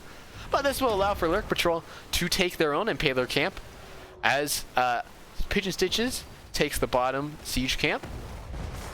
Ace looking for the flip and root onto Killer Fry. Nice combo, but not able to kill ETC quite yet. It is Merc Queen being picked up there by Sylvanas, important to note, as we do see Lurk Patrol clearing the spot lane and then likely going onto the shrine immediately, especially as Maiev is in the top lane. Interesting enough, allowing for Rexar to back in order to get mana for the shrine phase. Ace instead going to try to scout out ahead for his team, and then here we go, shrine phase started. Leoric and Maiev still in that top lane. Maiev going to be getting the rotation first, so we will see both teams start the fight 4v4. The engage goes on to Ace, who still doesn't have his souls yet, so has to be careful. Instead gets a nice combo onto Killer Fry on ETC, but not able to get rooted. A nice engage there by Shrives, able to get High Def and Ace on the pull. Diablo will end up going down.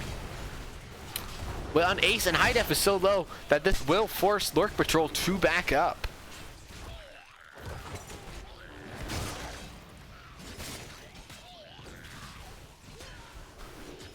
So again, we saw basically trading pressure onto both main tanks, and then with the earlier rotation from the Maiev with Shrives, able to make the difference in that first fight, as the first Punisher will be picked up here by Pigeon Stitches. Now, even though it is weaker, as is the first one, still they've already weakened the spot gate, so they should be able to get at least the gate down.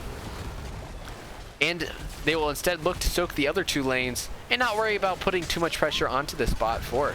Maiev actually will end up rotating down here now as they put some damage onto Gunny and Ace as well. Ace might be caught out a little bit there as he gets pushed away and also punished by the Punisher. Diablo goes down. High Def! Oh, the grenade! Barely does not have the speed behind it to catch up and get the kill. But that will be the fort being taken down by Pigeon Stitches. So they will take an early, just under a 1 level lead, as Radic does rotate back into the top lane in order to try to get some of the XP lead back. Meanwhile, Pigeon Stitches is going to be content to try to soak up here, put some pressure in the mid lane, and now they're going to look to rotate into the top lane and catch out Leoric. Here goes Smiley. waits for Shives. They see Radic though, stepped up a little bit. Misha already putting some pressure on after using the pull, but he will just be able to easily use his Ray Form to get away. Now, will they stay here and put on pressure, or will they just back to the mid lane? It looks like Shives and Smiley will go back to the mid lane. Well, however, nice call by Lurk Patrol. They're going to use this opportunity to try to steal the siege camp when they saw the two top lane.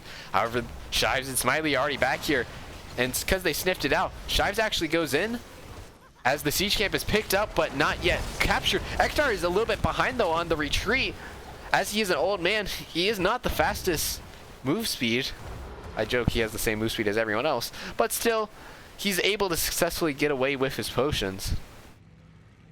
As the siege camp is now picked up by Pigeon Stitches, as now Lurk Patrol will start on their own Impaler camp. Level 10's just now picked up here by Pigeon Stitches, so they'll take this opportunity to peruse the Bruiser camp here of Lurk Patrol and decide to take it for themselves. Now, it should be interesting to see if Radic spots this out. Black and Aviary is rotating down and in, so that will force Radic to use Ray Form to back away. Black and Aviary, or AVN, excuse me, there just to make sure that there's no funny business going on. As the rotation now going on to Ace, can he get the charge out?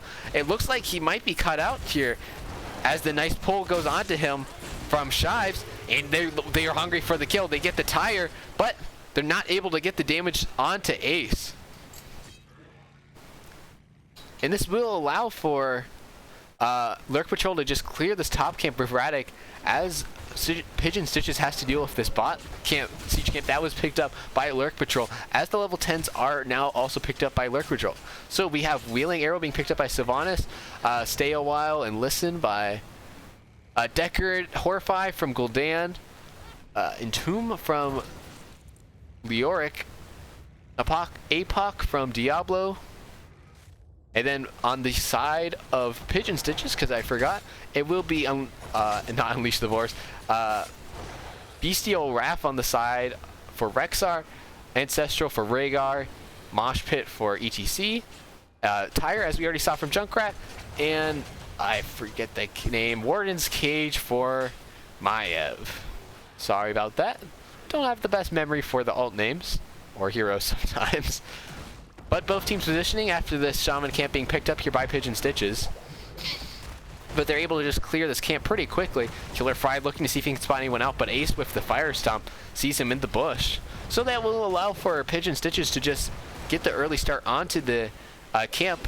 They are only, though, about half a level up, so a nice equaling of the level by Lurk Patrol. Here goes the engage on Killer Fry right into the camp. To the trap. Apoc only catches Misha, as well as the Black and Avian being the only one caught out by the Wheeling Arrow. The Tyre able to catch 4 as Ace goes very low, as well as Ektar, but the grenades will find their mark there, as the souls have to be used by Diablo. That will force for Lurk Patrol to back up for just a second, as they wait for Diablo to come back in this fight. Killer Fry has to be a little bit careful, slides out to not get imprisoned by the scroll,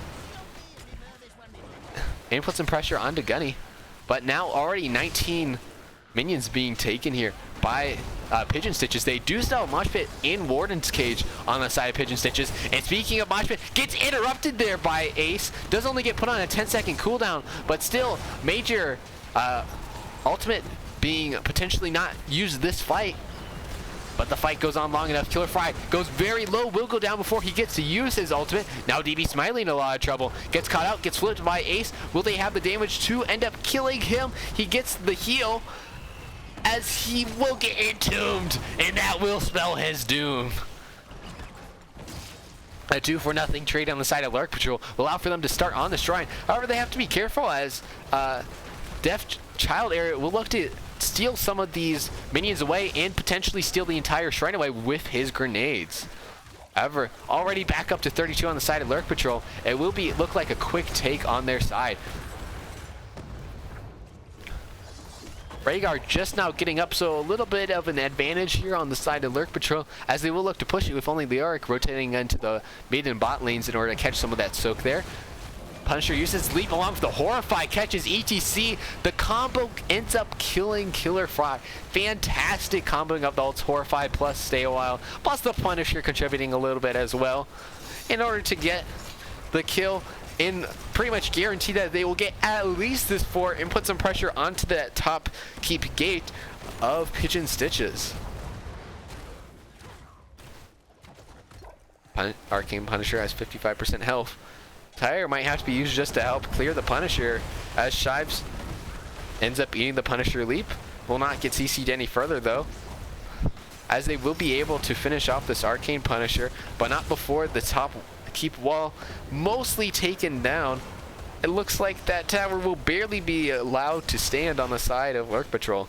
They are looking to maybe interrupt some of the rotations, but not able to find anyone. So Pigeon Stitches will instead use Rexar to capture their bot Impaler camp and to go back into soaking their lanes. Gunny trying to get rid of the Impalers in mid lane. Killer Fry being very aggressive in his positioning. They're looking to try to see if they can get a pick here in order to get back in command of this game. Meanwhile, High Def buys Lonesome, taking the Bruiser camp. And so, because they don't see him on the map, Pigeon Stitch is going to decide now is the time to go for the invade. They're able to successfully take the camp, but will it cost their lives at all? No. Without Sylvanas, they're going to be able to back out with the invade successful. And now with... well, we see Lurk Patrol clearing out this mid Impaler camp. This will allow for Pigeon Stitches to also take the bot siege camp. Well, Rexar goes up in order to try to deal with the top Bruiser camp. Radic, though, wants to try to keep an eye on this Bruiser camp, which Blackened Avian's just going to start, it looks like. Radic's going to sniff this out, though. Potentially call for reinforcements, as Ace just trying to see if he can catch someone out on the rotation from bot to mid. But here comes the rest of the members. This Killer Fry rotating in, trying to see if they can catch out Radic. He's able to get the Wraithwalk away just in time in order to escape death. However, they still have the Shaman camp and the Catapult pushing on the side of Lurk Patrol. That's going to be able to finish off the tower and do a little bit of damage here to the keep in the top lane before Pigeon Stitch is able to successfully deal with it. But with all the members in the top lane, this is the green light for Lurk Patrol to put some pressure onto the spot gate. The next objective is going to be in the spot lane, so going to kind of prep. Going to try to prep the spot lane before the next Punisher phase. Able to retreat in time. As in the top lane now, it's Rexar's turn to try to push with the Shaman camp, but instead going to back up before Misha takes any damage from Radic. Rotation coming in onto Ace, but the members are shadowing on the side of Lurk Patrol. Here goes Killer Fry. Is he going to look for a mosh pit potentially? Ends up getting comboed there. The Unstoppable allows for him though to walk out successfully. A nice job there by DB Smiley getting his main tank out of a sticky situation. However, that did cost them the Ancestral, so in a big cooldown that's not going to be available during the Shrine. On the meanwhile, though, they did use both Wailing Arrow, Stay a While, and Horrify in order to try to secure the kill onto the ETC. So a lot of resources being used here early. Should be interesting to see how the Shrine phase goes. Both teams now with their ults down. Not really necessarily willing to start the Shrines yet. Ector at least wanting to get a couple of his potions down before Ace starts the Shrine, as they're able to get the early advantage, but teams are now converging onto the Shrine. Radic trying to flank from the top, getting some pressure onto Misha, as Killer Fry trying to see if he can catch Ace or anyone else out on the side of Lurk Patrol. In comes Misha, as they might have caught out High Def, but able to get out successfully.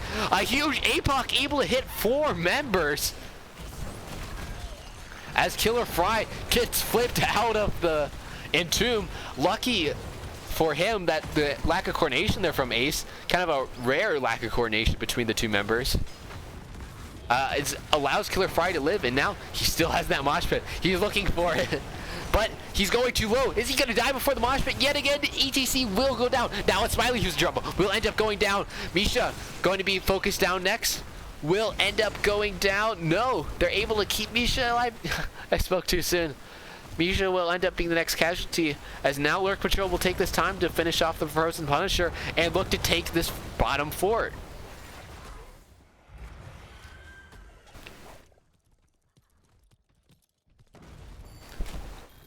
Lurk Patrol also going to take the bot Impaler camp. as they have a ton of trait value, not only from Sylvanas disabling structures, but now also the Frozen Punisher disabling them. These structures don't even have a chance at really doing any damage to the Punisher and the rest of Pigeon Stitches. As now the attention turns on the Keep. Punisher very healthy at 85%. Misha does eat the jump over, so a lot of damage can be done to it on the side of Pigeon Stitches, but it might not be enough. Radic actually very deep, too deep in fact, as he will end up being able to survive through the healing. A fantastic job by Hector, as actually Misha ends up going down with thanks to the stay a while, and Stretch still being used to keep Deathchild area alive, as Smiley will also be able to survive himself thanks to a last second heal, as no one has gone down quite yet. Now Smiley gonna get not yet caught out by the Frozen Punisher, as the Keep does go down. Punisher really wants Rhaegar dead, but not able to catch him out, as the Punisher will end up going down before any Keep damage done, but that will spell doom for the mid fort, as well as Lurk Patrol looking to get this mid fort, or excuse me, mid siege camp, as only a half level away from 20. Lurk Patrol can kind of just sit back and relax and wait until they are able to get that huge power spike at 20. Pigeon Stitches knows this and is trying to take as many camps as they safely can before they go down the talent tier disadvantage, instead of trying to look for the bush gank, trying to see if they can catch anyone out. However, it's actually Radich who is just shadowing behind them, with Ace trying to keep plenty of vision on the members of Pigeon Stitches. 20 is right around the corner. Pigeon Stitches has to be very careful that they don't take an engage now, as their window has passed. Now, in fact, it's Ace who's looking for the engage, gets the scroll along with the full combo. That will be Smiley going down. Now with 20 being taken, we do see the tire end up being used trying to peel for him, but only ends up hitting Ektar and Radich, and as they're able to easily heal back up to full health. As we look to 20, some notable ones: Bottomless Potions, the upgrade 2 and 2, Bolt of the Storm there for Diablo, and the Wailing Arrow upgrade all on the, and Horrify upgrade for Gul'dan. I'm surprised that we see the Horrify upgrade, but other than that, pretty standard. Now it's Shies who actually ends up going and trying to get the pull onto High Def, but just able to easily use Haunting Wave to get away, as they still don't have Rhaegar. Here comes the upgraded Fear. There's just so long that you end up getting stunned basically away from that, as ETC will end up going down, still yet to be able to successfully get a mosh off, as Radich going deep wants the boar kill, or excuse me, the bear kill. It's a disrespect to Misha, but that will be the mid keep that ends up going down, and still they have 35 seconds before ETC comes back up, and they still have a whole level advantage before 20 is being able to pick up by Pigeon Stitches. Rexar realizes this, goes in the bot lane to try to get some soak there. Meanwhile, DB Smiley going into the mid lane to try to get some soak, but Shives might have overstepped his welcome. A nice stun there by Ace will allow for them to get the kill on the Maiev, as it's yet another 60 seconds that they're going to be down a man on the side of Pigeon Stitches. So yet another keep is going to be taken here by Lurk Patrol as they use the Sylvanas trait. And now with a camp, they could potentially look for core here. Up one member with EDC just coming back now. If they could hit a nice Entomb here from Radich or APOC from Ace, that could be the end of the game. But Blackened Avian trying to zone out Radich, ensure that they're not able to get a game-saving ult, or excuse me, game-winning ult.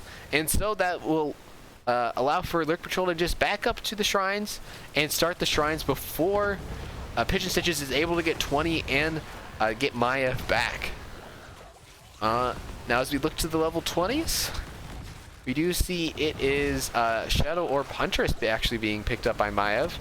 Tire upgrade for Junkrat, Mosh, or Death Mosh being picked up, as here comes the tire. They're looking for Radich, I think, as the APOC does not end up going off. A huge Wailing Arrow plus Entomb ends up catching 3 Rexar, and Rhaegar and ETC all go down. Deathmosh ends up getting 2, but now it's Deathchild area who goes low. Will end up going down, and now up 4-0 with the Punisher. That is looking to go game. They can just run core right now without the Punisher if they'd like to. But a fantastic Entomb catches Tomb along with the Wailing Arrow, and that spelled doom for Pigeon Stitches. As Lurk Patrol now looking at the end, Shives just gonna do some dancing there along with Ektar. As both teams, out of respect, they know what the game is over. Or I shouldn't say thankfully, Arcane Punisher doesn't know that, might leap on to Shives as the court continues to go down. That will be the game, the domination, and the match going over to Lurk Patrol. So a great start to their season as they're able to get the first victory over a very strong team in Pigeon Stitches. Now as we look to some of the stats here,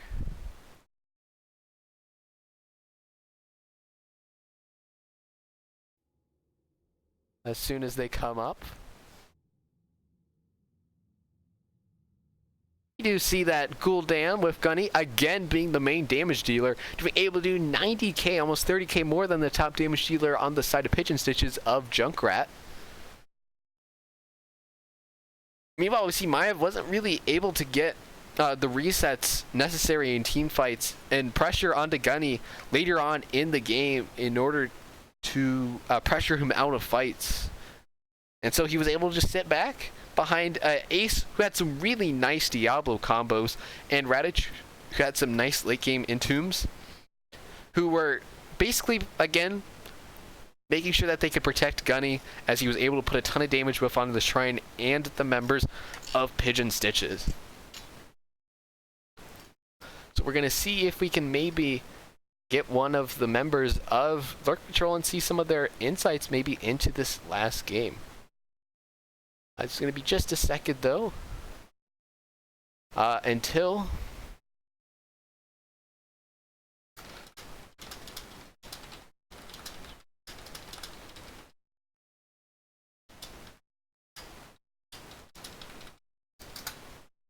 we can see if one of them want to hop on, or maybe they have a busy night. It is late, even if it is the West Coast. If you're on the East Coast, maybe one of the East Coast teams that wanted to go to the West Coast, maybe a little late, but it looks like we will get Gunny, the captain himself. To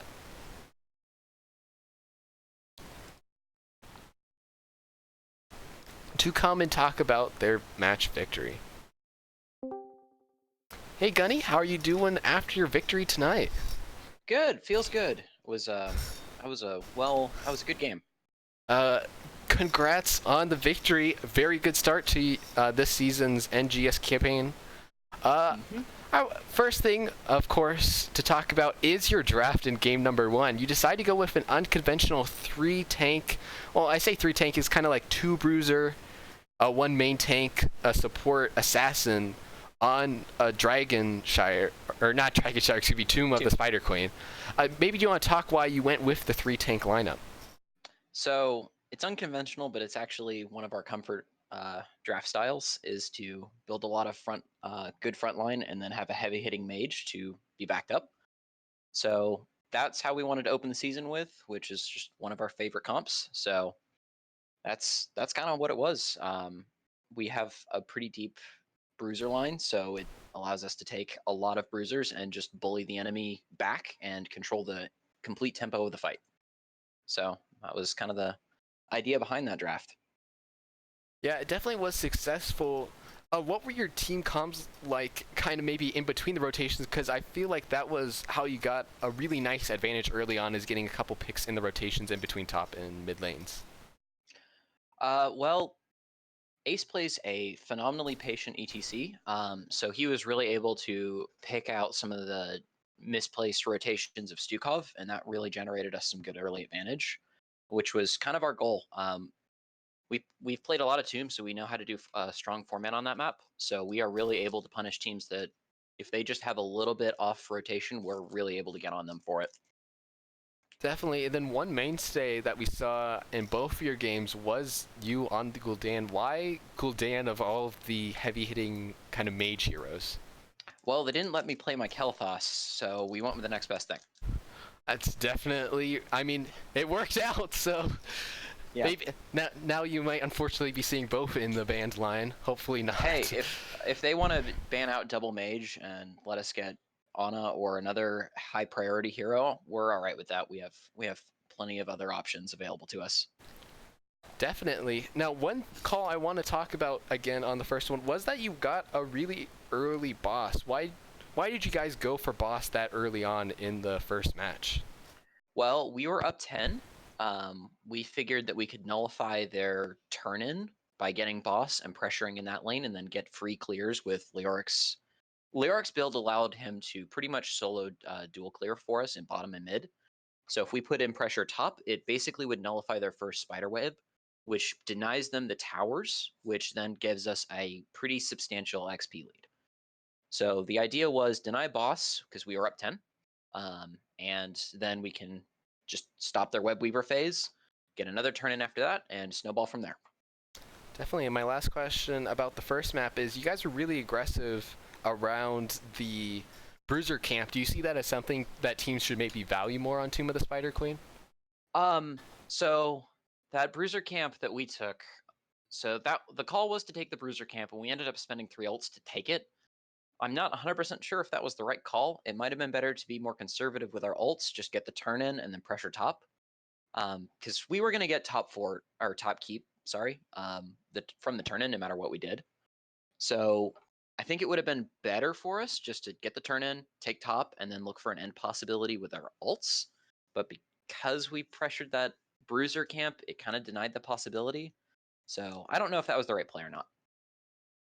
Sounds good. And then going on to map number 2, you guys had the early kind of loss, losing both Ace, I believe, and also the first objective. How did you guys rebound from losing the first shrine? We were a late game comp, so our strategy never really was to win the first objective and snowball it. Our strategy was get Diablo's souls up to 100, get our later game talents to power up Sylve and Gul'dan, and win off those. So once we hit 13, 16, that was when our comp was at its strongest. And once we got Diablo to 100 souls, his health just got so high that they weren't able to burst him down. So really, losing the first objective was kind of a given our comp. Gotcha. And then once we saw 10, we had some really nice comboing of your ultimates there in order to get a couple picks. Were you intending to draft in order to get the combos, or was it just like, hey, we have some combos with Gul'dan, Leoric, Diablo, Deckard, why not use them? Well, it's a bit of both. The goal with our draft is, or the goal with Gul'dan following a Diablo is that any stun guarantees the Horrify hits, and Horrify can guarantee some, or his ults, Apox hits. So being able to run those two together is always strong. And then Sylve being able to interrupt Mosh Pit was really nice. So we had, I think, we had 3 different ways baseline to stop Mosh Pit. So that was really nice. Also, Diablo on that map with the choke points enables combos like nobody's business. So that was kind of the strategy.